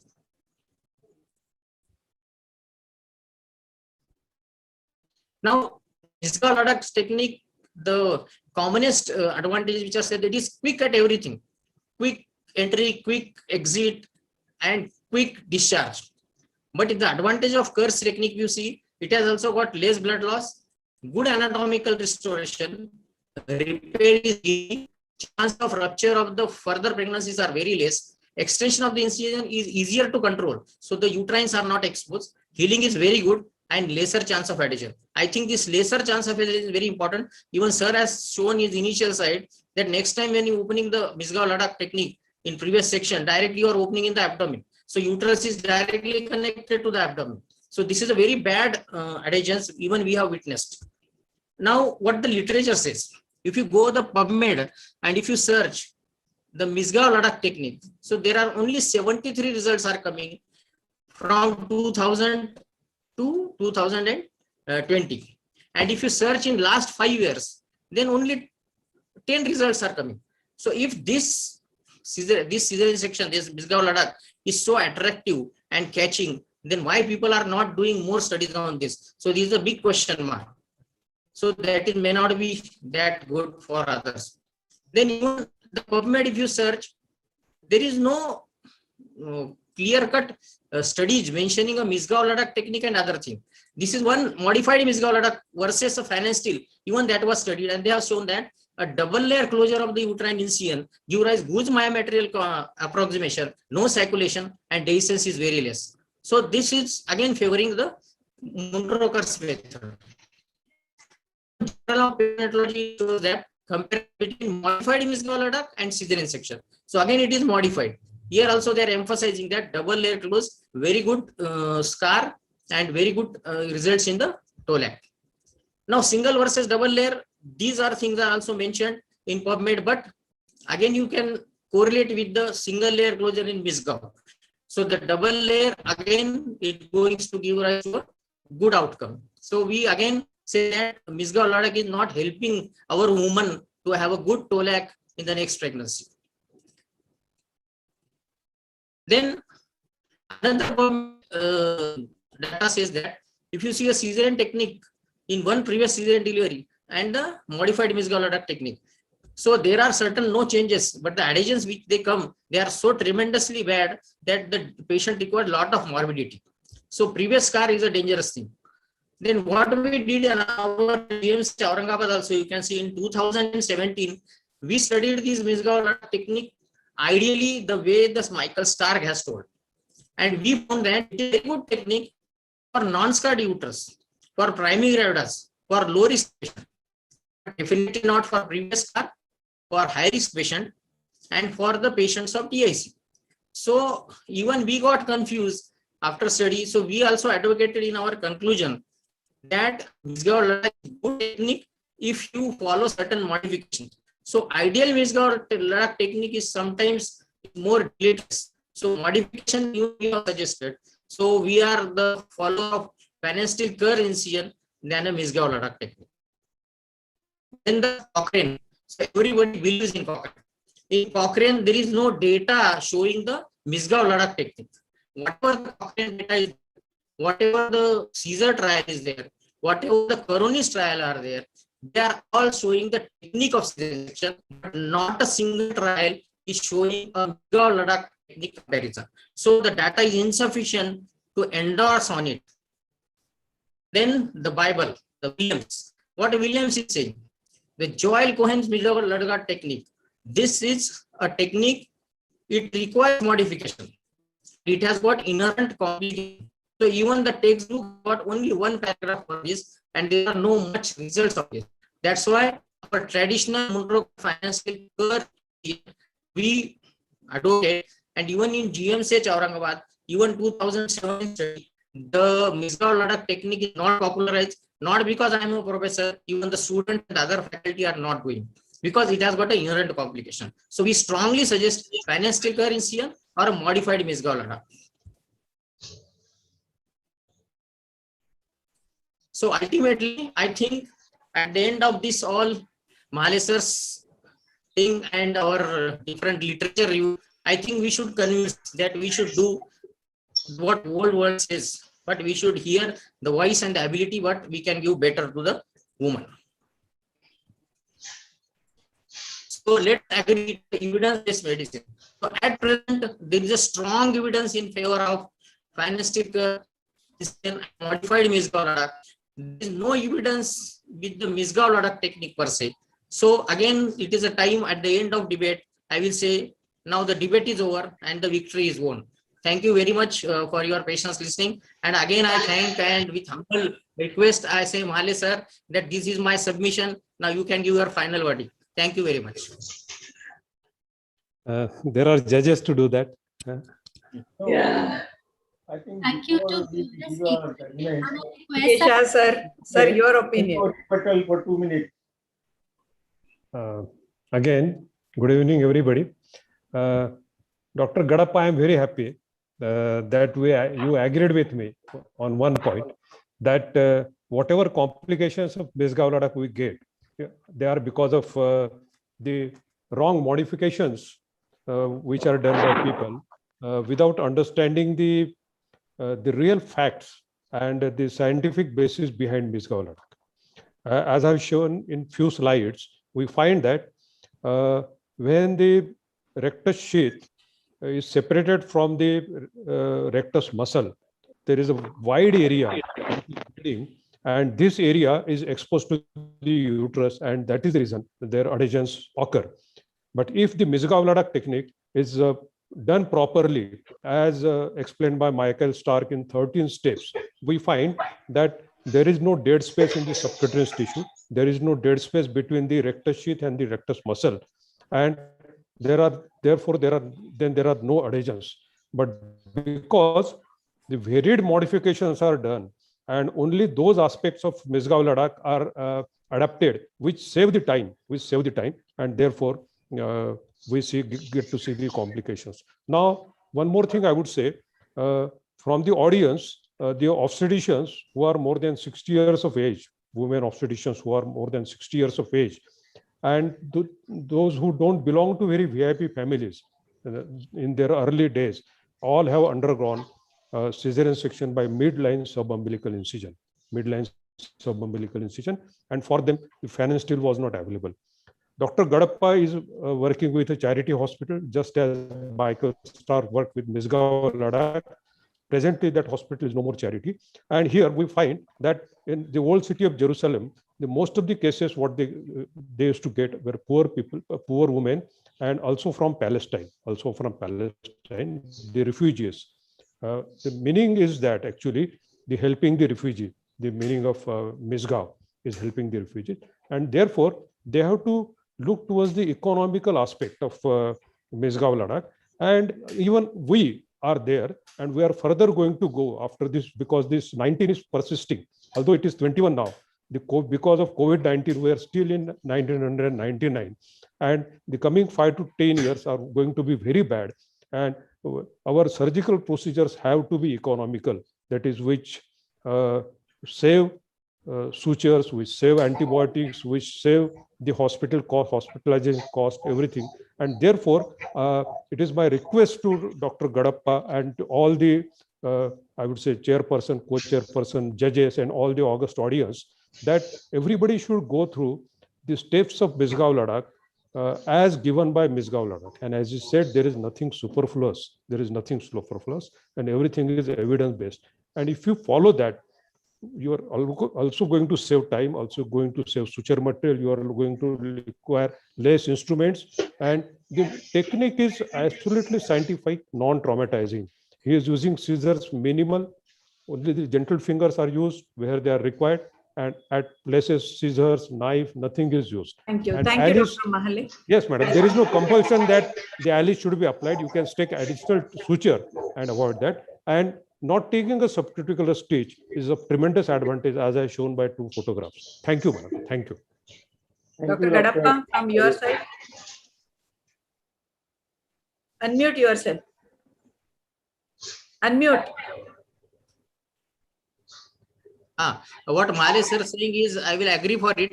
But what I am saying is that the evidence at present, the Cochrane and the Caesarean and Caesar, they have not evaluated the Misgav-Ladakh technique. Secondly, it is not popularized since last 10 years. And if it's so cost effective, why other medical colleges are not doing only Misgav? Secondly, if it is cost effective, why this cost is not passed down to the patients in private hospital? So I think whatever the parameters Misgav is studied, for example, less blood loss, quick incision, small thing, these are only illusions which cannot be given advantage to the woman. So with these illusion points, I will not go for Misgav. We'll go for financial Caesarean. Thank you, Dr. Gadappa. Thank you. And as we are almost reaching 8 o'clock, both of us we conclude, because this is a debate and we have to give our judgment. Let me tell you one thing, that when Misgav-Ladakh came, everybody liked it. Everybody started following it. And each one had his or her modification. So the original Michael Stark's operation was almost forgotten. And when you see somebody doing this Misgav-Ladakh, you feel as if the person is not operating on a living woman. The way the tissues were handled, that was something very shocking. So what is important is safe surgery rather than fast surgery. Very important, let me tell you. The fast surgery, wherever you do, whether it is obstetric or gynec, has more complications later on. According to me, old is gold. Some modifications of Manrokar's technique have to be done after seeing Misgav Ladai. Use the blunt opening up of the rectus. Now, this rectus muscle, when he told that you separate the rectus muscles in the center with 2 fingers on each side, I think that is one whereby you will open up the inferior epigastric vessels and there will be hematoma. So I request people to open the peritoneum, put Then your stretch. fingers behind the peritoneum and then separate the rectus muscles. That will not injure the inferior epigastric vessels.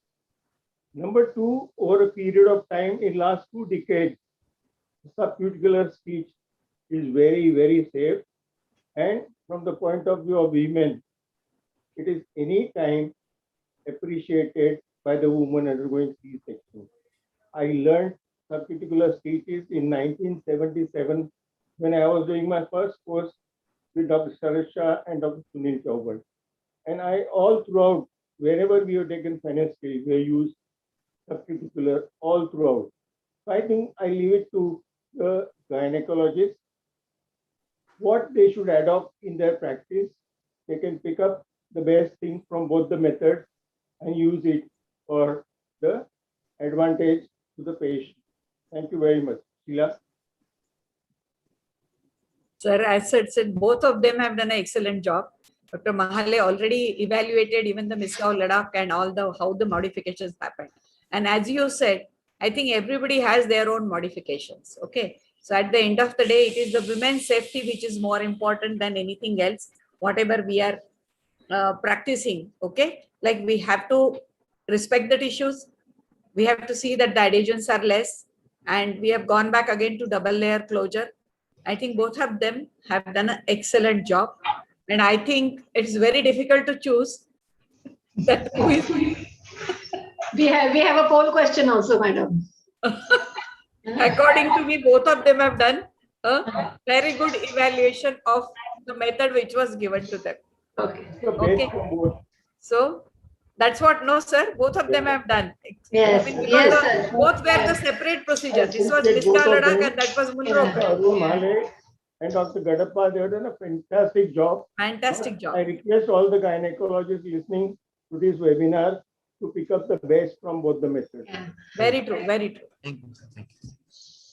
Thank you to Dr. both our Pratibha, judges. for having us. Yeah, thank you so much, sir. Thank you so much, ma'am. And thank you to both our speakers as well for making it very difficult for us and the judges to decide who's the winner today. And for this, we also have a poll question for the audience. And let's see how the audience thinks that which is the better method. Though, as our judges said, probably we have to decide which aspects of both are better. So the poll question today is which is a better technique, whether it's the Misgav Ladakh or the Munrokas. And I request everyone to, give their answers for it. We are having some of the votes in.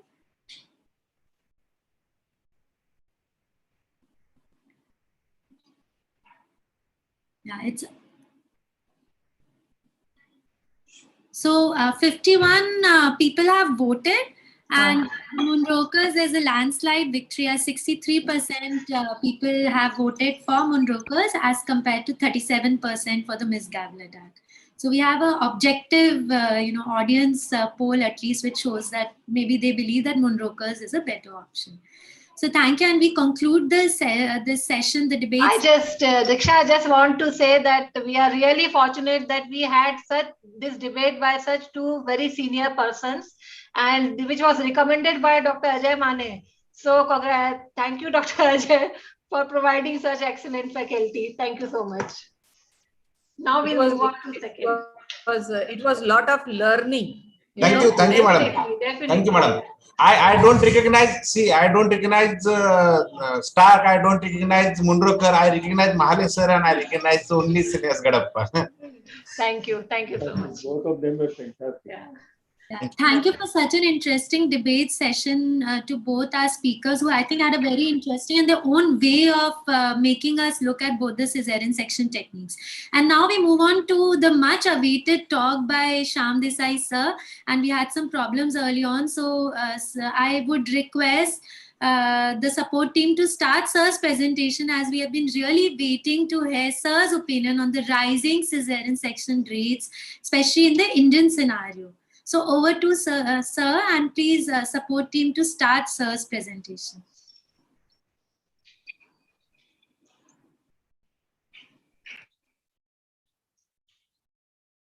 Well, we had a very interesting debate, and I think at the end of it, one must realize that rather than hurrying up with the surgery, it is better to have a good outcome and also to have a good aesthetic scar. And many of the patients in these days have to, are preferred to have a scar which is not seen. Now, am I supposed to do anything, or are they going to be moving the slides? I think you can just say next when you want them to move the slide. Okay. Yeah.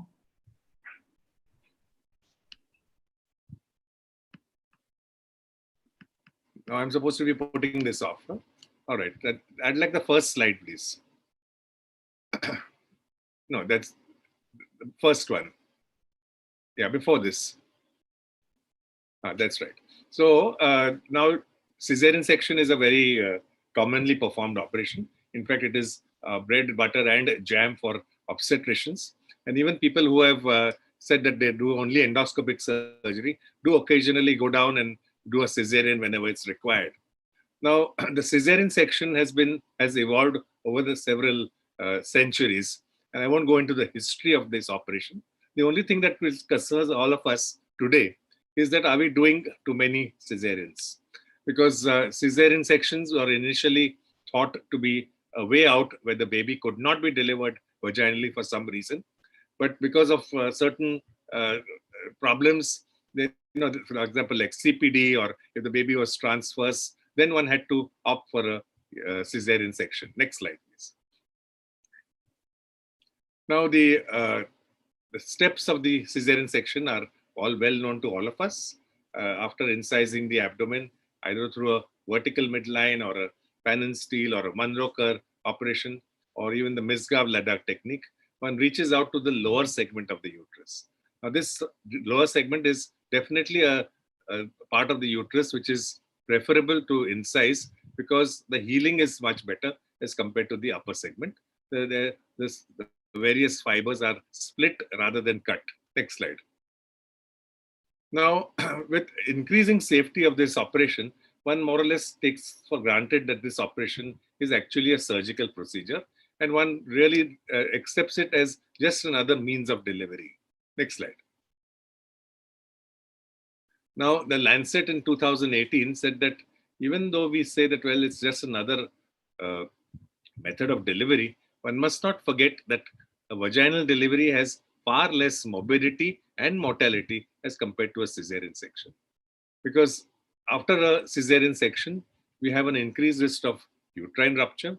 We have an increased risk of abnormal placentation in a subsequent pregnancy. They say the history of ectopic pregnancy, stillbirth, and preterm births are also much higher following a cesarean section. In fact, even for the baby, the cesarean section is not the ideal way of being born into this world. For example, they say that sometimes the risk of infections, less bacterial exposure, which alters their immunity and gut biome diversity, are reduced when you are delivering the baby by cesarean section. So the babies or children in their subsequent years have an increased chance of allergy, asthma, and childhood obesity. So very interesting, because one ideally should carry out a study like this to see whether our cesarean babies are definitely more susceptible to allergies and infections. Next slide. Now, there has to be some sort of a acceptable rate all over the world. After all, we are all human beings. Maybe in certain underdeveloped countries, we would say that the average birth weight is around 2.5. For example, the subcontinent, Asian subcontinent, India, Pakistan, Nepal, etc. Whereas in the Western countries with the developed world, we find that the average baby weight may be more than 3 kilos. But however, one should more or less say that, well, the women of our subcontinent are also less, are rather slightly built. So therefore, those 2.5 kilo babies are fine for a vaginal delivery in the subcontinent. But the WHO in 2015, in 1985 said that the cesarean section rate of around 10 to 15% was acceptable. I mean, they didn't say that it had to be less than 15%, but thereabouts, maybe 10% or 20% here and there, because that would say that, well, almost 85% of the babies would be born vaginally and about 15% would be born by cesarean section. Now, this may compromise the interests of the mother and fetus if we restrict it to less than 15% at all costs. So we may not do a cesarean section in a case which actually requires a cesarean section to be done. Now, next slide, please. Now, in the United Kingdom, since 1996, that means around the last 25 years, the cesarean section rate has increased by more than 40%. In the United States, they found that more than 1/4 of all the births, 26%, was cesarean section rate in 2002, and it has gone up to about 30% in 2004. So that means there is a definite upward trend for some reason or the other. Next slide. In India, we find that the cesarean section rate has increased around 8.5% in 2005 to around 17%. That means almost double in 2016 and 17. So in this new era or new century, we find that the cesarean section rate is going up quite exponentially. Now, in private practice, if you go to analyze some of the reports, we find that many of the patients are more likely to have a cesarean section. And in fact, many of our private hospital data may show almost a 60% increase, or rather 60% incidence of C-sections, because the patients may be more fussy, maybe the babies are a little larger, maybe they don't want to bear pain, and they say that, no, doctor, please do an elective section, that is a C-section on demand. Because for some reason, there is an increase in incidence in private practice. In New Delhi, the cesarean section in teaching hospitals ranges between 20 to 35%. In rural areas of India, where you have the tribal areas, we find that because those tribals, most of them deliver on their own, means they don't have a doctor going there and delivering the baby. And we find that the cesarean section rate is low in rural areas, only around 12.9%. Means maybe these tribal areas tribals are able to bear more pain and are able to have slightly smaller babies, but they deliver very, very often vaginally rather than by C-section. Next slide. Now, in fact, in Brazil, that's one of the South American countries where the C-section rate can be astronomical. In fact, for a long time, they've had a section rate more than 50%. And now they say that there are some hospitals where the section rate is almost 100%. So they have now imposed certain limits to cesarean section in public hospitals. And the Brazilian Ministry of Health has said that it should not be more than 35%. Next slide. Now, in the print, which is a publication in 2019, said that in India, we have a situation where we have registered a jump of more than 300% in C-section deliveries in public hospitals and 400% in private hospitals in the last decade. I remember when we were residents way back in 1975-76, we used to find that the cesarean section rate was around 8 to 10% in KEM hospital. But apparently now it has gone to almost something like 35 or 35%, in spite of the population remaining the same and in spite of all facilities also remaining the same. They're doing more cesarean sections, almost to the extent of around 250%. Next slide, please. Okay. So the Union Ministry of Health and Family Welfare in our country said in 2008 and 2009, we found that there were 6% cesarean section. This is almost reiterates whatever I said in the last slide as well. It's around 6%.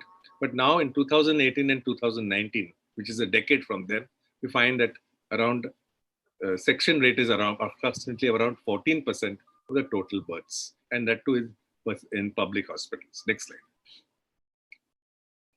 So here, this is a graphical representation of the percentage of C-sections at public hospitals and the percentage of C-sections at private facilities.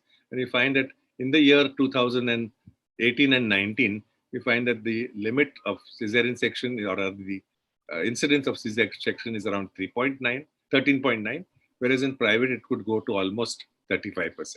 Next slide.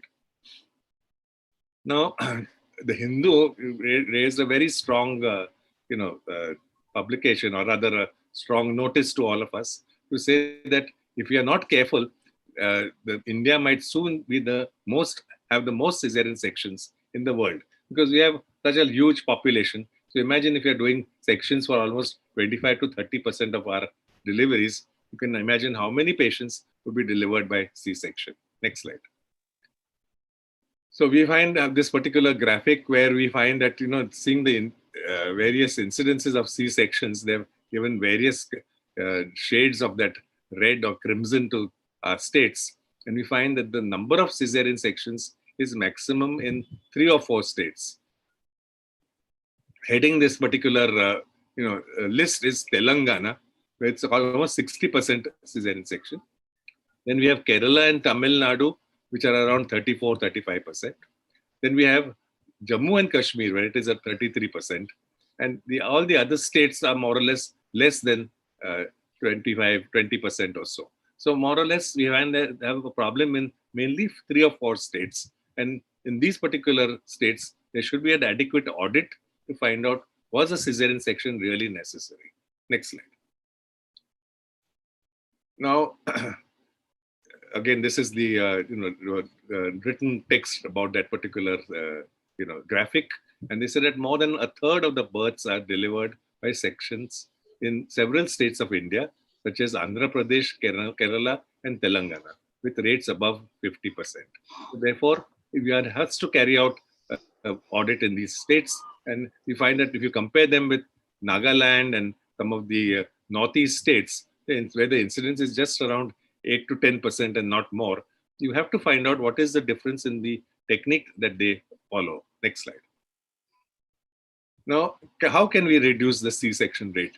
I think we as obstetricians are directly concerned with the efforts and the ability to reduce the C-section rate for all across our country. Now, most cesarean sections are currently performed to benefit the fetus and not the mother. So some common and important indications for C-section are fetal distress. If there's prolonged labor and then you're scared that there will be fetal distress. If there's a breech presentation and you feel that the aftercoming head might get stuck and you may have a neonatal problem. If there are multiple gestations, because there can be locking of twins and sometimes there can be compound presentations. So there you rather than making the babies suffer, it's better to have a section done and deliver those twins or those triplets. If there's a previous cesarean section, and of course you have a situation where the mother says for some reason she doesn't want to have labor pains, which can go on for, she's heard a lot of labor pain problems which go on for 8 hours and 10 hours, and at the end of it the patient is puffing and trying to deliver the baby, and eventually you find that it doesn't deliver, and finally she has a section. So she says, rather than going through all that, I want only one delivery and I want one child and I want to have a cesarean section where I go through the whole thing, maybe suffer for about 8 to 10 hours post-op with the pain, and that too can be reduced by giving a little supplemental epidural. And she says, I'll be so much happier, and please don't subject me to a vaginal trial or vaginal delivery. Next slide. Now, while many of the so-called fetal distress cases and prolonged labor are correctly diagnosed, we must remember that there is, after all, a error in the judgment when you sort of say that, well, this particular variability is poor, or this NST seems to be non-reactive, or the recovery following the section, the contractions are a little slow. So there is a lot of human error which can give you a situation where that fetal distress can be over-exaggerated. So you have to have a correct diagnosis and unbiased decision to say that, well, or a proper trial to say that this section is really required for fetal distress. Next slide. Previous cesarean sections, and in 2001, 16.7% of all sections performed in the UK were in women delivered previously by cesarean. So if you really want to reduce that incidence of C-sections, one must try and reduce the incidence of primary cesareans. Because if you reduce that, then obviously you will not have this population which has had a previous cesarean section. If you can reduce that primary incidence of cesarean section, you will not have too many patients with a previous LSCS. Then with the previous LSCS, remember there's something like a VBAC. And many of us do not consider VBAC because in our private clinics, we prefer not to try a VBAC because you'd say that, I'd rather just admit the patient and do a cesarean section. So the baby is safe, the mother is safe, and so is the obstetrician safe. Next slide. Now, this VBAC one must follow because the RCOG recommended that all women previously delivered by one LSCS should be offered an opportunity to labor during their next pregnancy by promoting a trial of SCAR. So this VBAC, if there is no absolute contraindication, should be something where the obstetrician tells the patient, well, if you want to have a choice, would you prefer for a VBAC? And she would say, yeah, definitely, if there is a chance that I might deliver normally. Next slide.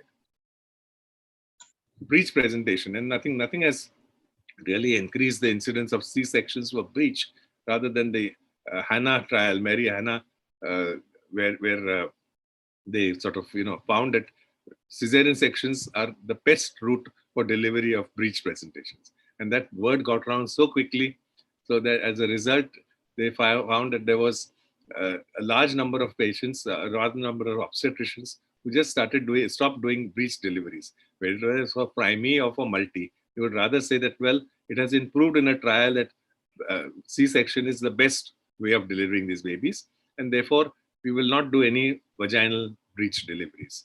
But now slowly people have got back to doing vaginal breech, especially when there's a singleton breech, when we find that the baby's weight is not too much and the maturity is more than around 35 or 36 weeks.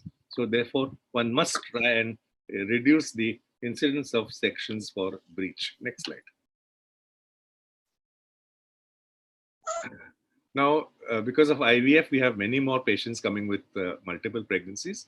And obviously the patients are also worried, and so is the obstetrician, that maybe these twins or maybe these triplets should be delivered safely with all the the stress and the expenses that the patient has undergone in getting this triplet pregnancy going. And therefore, naturally, it would be ideal for the patient to just get admitted, get anesthetized, and have a cesarean section where all the three babies, if necessary, are even taken to the intensive care unit. Next slide. Now, this particular indication of C-section on demand, there are various ways of trying to dissuade the patient, but sometimes many of these patients are very, very keen on not going through those labor pains because they've been demotivated by their friends, by their relatives, and therefore they say that we want a C-section. McKenzie et al. Observed that maternal request was one of the main indications for cesarean section way back in 1996, and almost 25 years later, we have a group of patients or group of women who say that, well, I'd rather have only one delivery, and that too, not vaginal delivery, I'd rather have it by C-sections, because sometimes these cesarean sections, as well as these vaginal deliveries, can give rise to anorectal problems and bladder dysfunction as well. So I'd rather not take that chance. Doctor, if you don't mind, please, accede to my request. And sometimes you have to do it because the patient is requesting, after telling her that a vaginal delivery is far safer, if she opts for a C-section, one cannot really help it. Next slide. Next slide. Okay, sorry. Yeah, next slide, please. Now, certain medical legal issues can also tend to make the obstetrician a little more rather wary, because many of these patients, if they have a mild fetal distress, and you say that, well, looks like this particular deceleration is a late deceleration, rather than waiting for 3, 4, 5, 6 decelerations, by the time I organize the section, by the time the anesthetist comes, by the time the theater is laid, maybe the baby may even go into a situation where it becomes hypoxic when it's born, and therefore at the earliest sign of fetal distress, they would say that rather do a section in good time. Now, defensive obstetrics violates the fundamental principle of medical practice. Now, we are trying our best to give a vaginal delivery that is definitely safer for the patient, but one has to strike a balance and not go for the safer option too soon. and try and give a good trial of labor. When you find that the heartbeat is fine on auscultation, you can always give a nice trial and see whether the head descends adequately. And if it doesn't descend, have your team ready with an anesthetist standby, with the theater laid out under the anesthesia. Maybe you could even try a little vacuum extraction. If the head comes down, you may be able to deliver vaginally. But for this, it requires a little motivation on the part of the obstetrician as well. So during the years that defensive obstetrics has grown, that means the obstetricians are more wary, there has been no slowdown in litigations. And that is the most important fact that one has to take home. That in spite of being a little more careful, the number of litigations is the same. So therefore, why don't you give the patient the best chance of delivering vaginally? Next slide. Now, this is something which is, ideally not done, where we do a cesarean section because it's more convenient to us at a particular time. In fact, in King's College, they found that the number of cesarean sections was extremely high between 3 p.m. and 4 p.m. And why was that? Because the consultants who were there would leave at 4 o'clock and go to their own private clinics. And they found that many of these, non-progressive labor sections were done between 3 p.m. and 4 p.m. because they had been observing them the whole morning and afternoon. And they found that there was not adequate progress. So rather than coming back from their consulting rooms, they would prefer to do a cesarean section and not come back. So this ideally one should not, encourage. And sometimes we find that, cesarean section rates are higher in such situations because the doctor financially is benefited by doing a cesarean section. So that is something, again, it goes against the grain of medical practice and for doing the best for the patient. And therefore, one should refrain from going for this particular indication. Next slide. The RCOG said on reducing cesarean section that this is very important, that a presence of a consultant in the labor wards results in a lower operative delivery rate. So the consultants, because he has to be there on the spot, he says, well, we'll operate or intervene only if actually necessary. And this will also help to establish certain norms in that particular obstetric unit, where they say that, well, let us give a genuine trial of labor and see whether the head comes down on its own. And if you feel that it is not coming down, fine, the cesarean section option is within about 15 minutes, one can immediately mobilize in a particular teaching hospital, and therefore that should be adopted. If the intention is to lower the cesarean section rate in the NHS, that is the National Health Service, and to provide a safe service, it is imperative that women receive one-to-one midwifery care before, during, and after the birth. So having something like a doula or an attendant next to the patient, encouraging her, giving her sips of water, giving her a little bit of, orange juice or something to keep her morale up and keep her nutrition going, stroking her back, maybe telling her that, well, it's not so bad, it won't take so many hours, it won't take too much longer. And that gives us, the patient, some sort of a little bit of support during labor, rather than leaving the patient on one of the beds in, say, your KEM hospital or your other public hospital, and she's left to absolutely with no particular care to look after, because a nurse who's on duty tells her that, well, I have to look after 20 patients who are in labor, so I can't come and stand next to you. So therefore, having some sort of a support during the labor definitely helps in easing the pain and easing the suffering and increasing the incidence of vaginal births. So the maternity dashboard, which is developed by the RCOG, it helps doctors to monitor the monthly cesarean section rate in the unit, so that plans and actions can be developed to help to reduce the rate. So this audit is most important, because in a particular teaching hospital, you have 4 units. Maybe one unit is doing too many sections for preeclampsia, whereas you find that the other incidences of cesarean section are in the other units is less. Why? Because maybe the blood pressure is 130/90 or 140/90. The head of that unit says, no, don't take a risk. Just do an ARM. And if she doesn't progress in 4 hours or 6 hours, then just do a section. Why? Because maybe he's had a bad experience with preeclampsia. And maybe he doesn't want to take any chances. But if 4 units show the results and one particular unit has such a high incidence for preeclampsia, that particular unit can definitely review its, the indication of section for preeclampsia. Next slide. Now, the green top guideline says that the external cephalic version can definitely reduce your section rate for breech. So this is something that is possible to us. So if you have a breech presentation at 33, 34 weeks, try and give a little head low, try and convert the breech presentation to a cephalic presentation, and obviously your section rate will come down. Next slide. Now, the ACOG has recommendations on C-section on demand, and they say that offer the patient analgesia for labor, as well as give her prenatal childbirth education and emotional support in labor. So in the absence of maternal or fetal indications for cesarean section, a plan for vaginal delivery is safe and appropriate and should be recommended in every single patient. If the patient insists to pursue cesarean section delivery on maternal request, the following is recommended. Given the high repeat C-section rate, patients should be first informed at the risk of placenta previa, placenta accreta spectrum, and gravid hysterectomy increase with each subsequent C-section delivery. So therefore, if the patient is planning to have 2 or 3 children, each particular section is more dangerous for the subsequent pregnancy. Next slide. Now we have this Robson's group 10 group classification, and I'm sure you're all aware of it, that you have the first group where they're nulliparous single cephalic patients more than 36 weeks in labor. You have less than 36 weeks. You have C-sections before labor. You have various categories. Now this is like, you're auditing your own results. And if you find that maybe you are having too many patients with previous cesarean section, single cephalic, more than 37 weeks, well, then that tells you that, well, you're doing a C-section for previous LSCS more often. And therefore, your primary sections have to go down.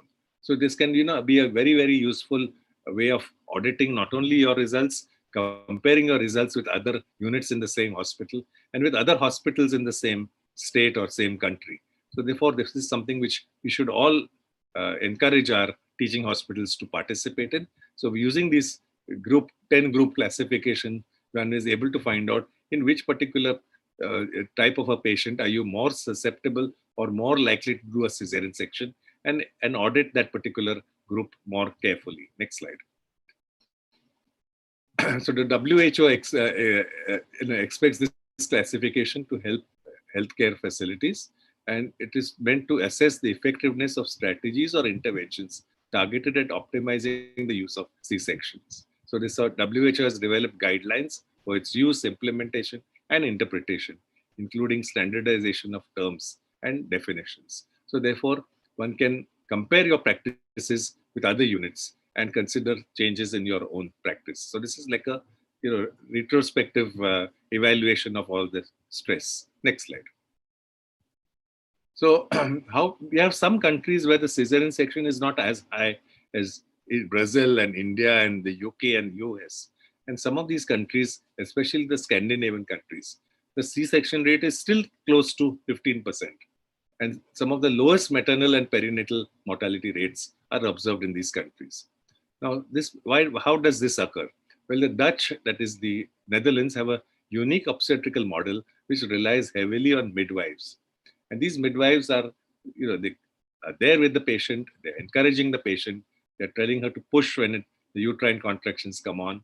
Maybe they're giving a little support, maybe they have some other gadgets to help them really get relief from their pain. Like them, they have these medicine balls where they can sit around, lounge around, they can change positions, can be on all fours. And Dutch midwives are supported through the utilization of home birthing assistance and government policies. As a result, the Netherlands have a birth system that is safer and less medicalized than other nations. And they also encourage patients to attend prenatal classes. Oh, here, how many of us really stress upon prenatal classes to our patients? They just come to our antenatal, they get checked, your blood pressure is fine, you put on 2 kilos, we've given you this immunization, you must take your iron and calcium regularly, but we don't really sit and explain the process of birth. So as a result, when they go into labor, they are as unaware of what are the various things that can be done, the various medications that they can take. So therefore, one should definitely have proper prenatal counseling. Next slide. So the take-home message with this particular talk, and I'm sure all of you would agree with me, is to give a trial of labor in all singleton vertexes. Proper trial. Offer VBAC in an institution when you have a patient with the previous LSCs. Try and not induce patients before they're 41 weeks complete, making sure that the NST is fine and he's feeling good movements. There should be no contraindication. Then defer an induction. Induce only with a Bishop score of 8 or 9 so that you don't have an incidence of a failed induction. Demedicalize labor. So don't put IV fluid as soon as she gets admitted. Make her walk around, make her sit around, have her relatives with her, have that birthing assistant with her. Have this patient companion for uncomplicated labors. And doctor's convenience and patient's convenience should be avoided as far as possible for C-section deliveries. And with preeclampsia, attempt induction of labor rather than doing an elective CS. So that is the short talk that I have given. I'd like to know whether there are any questions. I'll be happy to answer them. Thank you so much, sir. We have been really honored to listen to your opinions today. And I think it would really make all of us introspect on our practice and to introspect on what little we can do to improve our cesarean section rates and reduce the amount, at least, of the number of cesarean sections which are preventable, especially in primary gravida, as you had told, and to use the Robson's classification and do an audit on a regular basis. So thank you so much, sir, for all your insights in this on this topic. And I now invite our respected chairpersons, Dr. Ban and Dr. Sujata Mahajan, ma'am, to share their views and conclude the session and speak a few words. Dr. Bansi, sir. Kindly unmute yourself.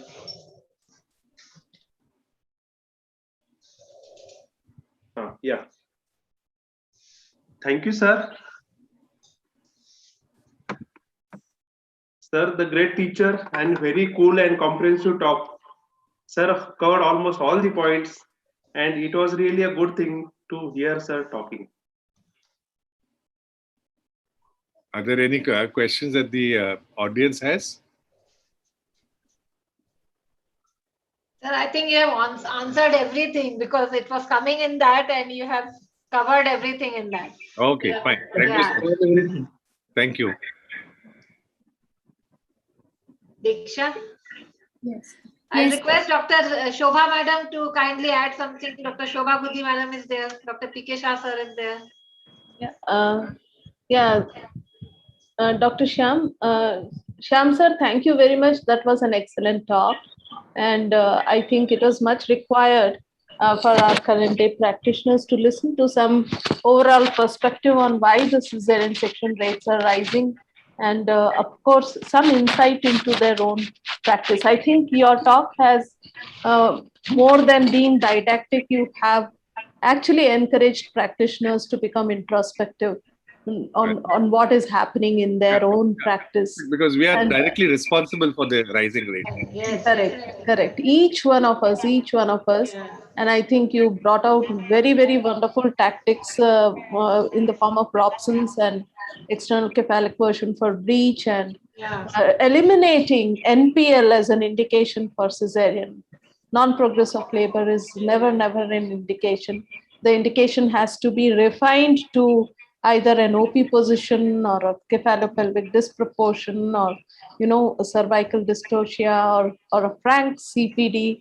So something like that. It can never be just non-progressive labor. And even demedicalizing the entire process of labor, Leave it to nature. Let that cervix ripen. And let it open up. So I think, sir, we have to make our women more prepared for natural birth. A lot of time it is that they are not prepared for birth. If they are more prepared and they are more support in labor, then they are more acceptable for a natural birth. Yeah, I think the art of obstetrics has to become stronger, or at least as much as the science of obstetrics.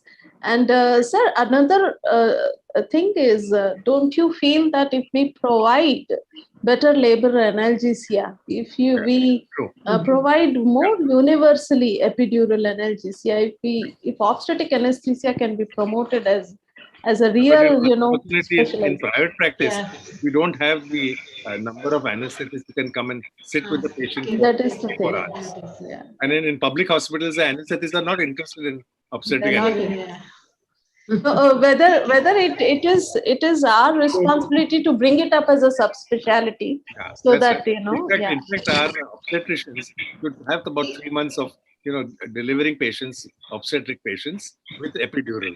That would be a good way of initiating it. Because the most important thing is the fear for the woman. Birthing, if as Diksha has correctly perceived at her young age, that I think they are more afraid and counseling is less.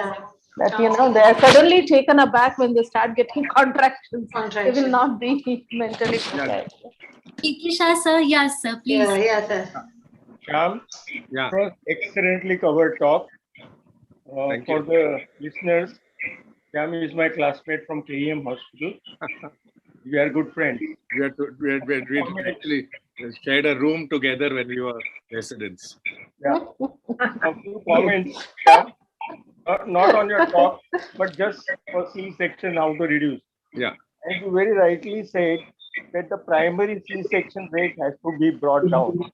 This is something very, very, very important. But I have seen that at the first drop of fetal without intrapartum monitoring, people take the patient up for C-section. Here comes the audit, internal audit. And the seniors are to be blamed for this. They don't ask whether the drop is with uterine contraction or in between uterine contraction. What is the intrapartum monitoring? Please send me the strip. Now this is not happening. Number 2, breach. After the term breach trial came, I think in India and all over world, the C-section rate for breach went up exponentially.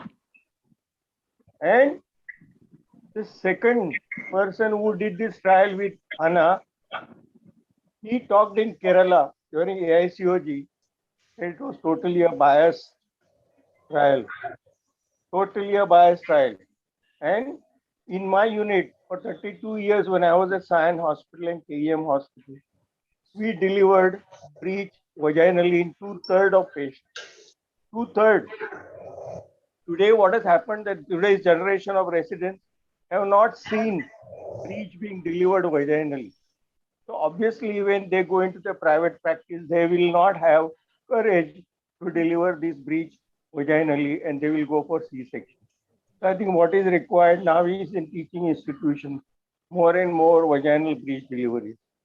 Number 3, repeat C-section. Sorry. Whenever you have C-section, especially in teaching institutions, we must give a trial of scar when there is no contraindication for vaginal delivery.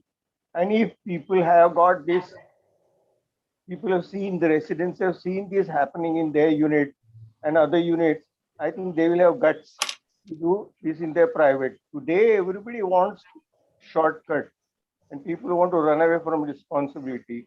So there are more and more C-sections in our country. This is very sad that breech C-section has gone up to almost 80% in our country. So I think we need to relook at the way we are teaching our residents, and we need to bring back some of the old things that we, the residents, when we were the residents, we learned from our seniors. Superb lecture, Shyam, and I hope people who have stuck to us in this webinar, they have learned a lot from your talk. Excellent talk, sir. And sir, I think we must promote partogram also. We must tell our Maybe we can have a subsequent talk on labor. Yeah. This was on sections that I had the talk ready. Yeah. In fact, I'd like to tell you a very interesting item. I was Dr. Motashaw's house surgeon. And she said, sometimes we as teachers, we are responsible for not inculcating the proper guidance to our students. She says, when I was a registrar, I was Dr. B.N. Purandare's registrar. So when B.N. Purandare gave the order, everything they had to follow his orders. So I rang him up one night to say that, sir, I think there's a tubal ectopic that we are having. So I just want to inform you. He's saying, Karuntak, Caesarean Karuntak.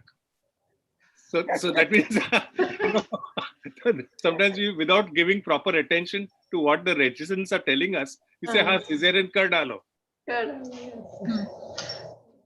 Sir, this also reminds me, like we used to have Caesarean audit. We had to answer for every Caesarean section in our unit. So we were so scared, and for every Caesarean section, you had to give proof, you had to show your NST, and you had to prove that it actually was indicated. You had to show your partogram. So this is the kind of medical education that we need to give, so that we go back to our basics, and everyone, you know, does that kind of audit in their units today. So thank you so much, sir, for really motivating us today, and so that all of us can together work for reducing the Caesarean section. Okay, all right, nice. Thank you so much for your valuable time, sir. Thank you, Dr. Disha. Thank you so much. Bye. Disha, question, surprise question. Yeah. And at the final end, like we don't want the session to end today. We were so engrossed. We have a surprise question for today, and the winner will be awarded a textbook on operative obstetrics by Muro and a certificate of appreciation. And the question for today is, which incision for Caesarean section provides access to the space of Redsius? Yeah, this is the poll is in play, and the options are A. Maillard, B. Joel-Cohen, C. Chernies, and D. Pfannenstiel. The winner for this, the first prize winner will, and the other certificates will be declared in the next episode of our web series. So everyone, please answer so that you can win this great textbook by Muro. So, ma'am, shall we conclude today's session? Yes. Thank you to all our experts, and we had a, I invite Pratibha Singh, ma'am, to deliver the vote of thanks. Let us finish this. Yeah. I think it is finished. Diksha? Yes, ma'am. Yes, poll is closed. Okay. So thank you so much. And I think vote of thanks is, I think, one of the most integral part of our successful program, because feeling gratitude and not expressing it is like wrapping a present and not giving it. So I must thank each and everyone who were the part of this webinar today. My Thanksgiving start right from our viewers. So thank you so much for joining and making it so successful and so informative. And first of all, I would like to thank our chief guest, Dr. Sanjay Gupta sir, for accepting our invitation and gracing the occasion and sharing his valuable inputs. My sincere gratitudes to Dr. Kavita Bapat and Dr. Shobha Gudi ma'am for their valuable presence. I would like to thank Dr. Shyam Desai sir for such an excellent talk, which was so informative and updated. And I'm sure it will really help in our day-to-day practice. So thank you so much, sir, for accepting our invitation and sparing your valuable time and knowledge with us. I would also like to thank Dr. P.K. Shah, sir, Dr. Sheila Mane, ma'am, Dr. Bansi Shinde, sir, Dr. Sujata Mahajan, ma'am, for giving their valuable inputs on the topic. And I have a lot of appreciation for the debaters, Dr. Arun Mahale, sir, and Dr. Shivnivas Gadappa, sir, being so senior and experienced that they accepted our challenge and made debate so interesting and informative. So thank you so much, sir. Thank you. And finally, my sincere thanks to our convener, Dr. Diksha, and Priyankur, of course. He helped so much in this for smooth conduction of this program. And lastly, I would like to acknowledge the sincere efforts of our academic partner, Shield Connect. So thank you for everything.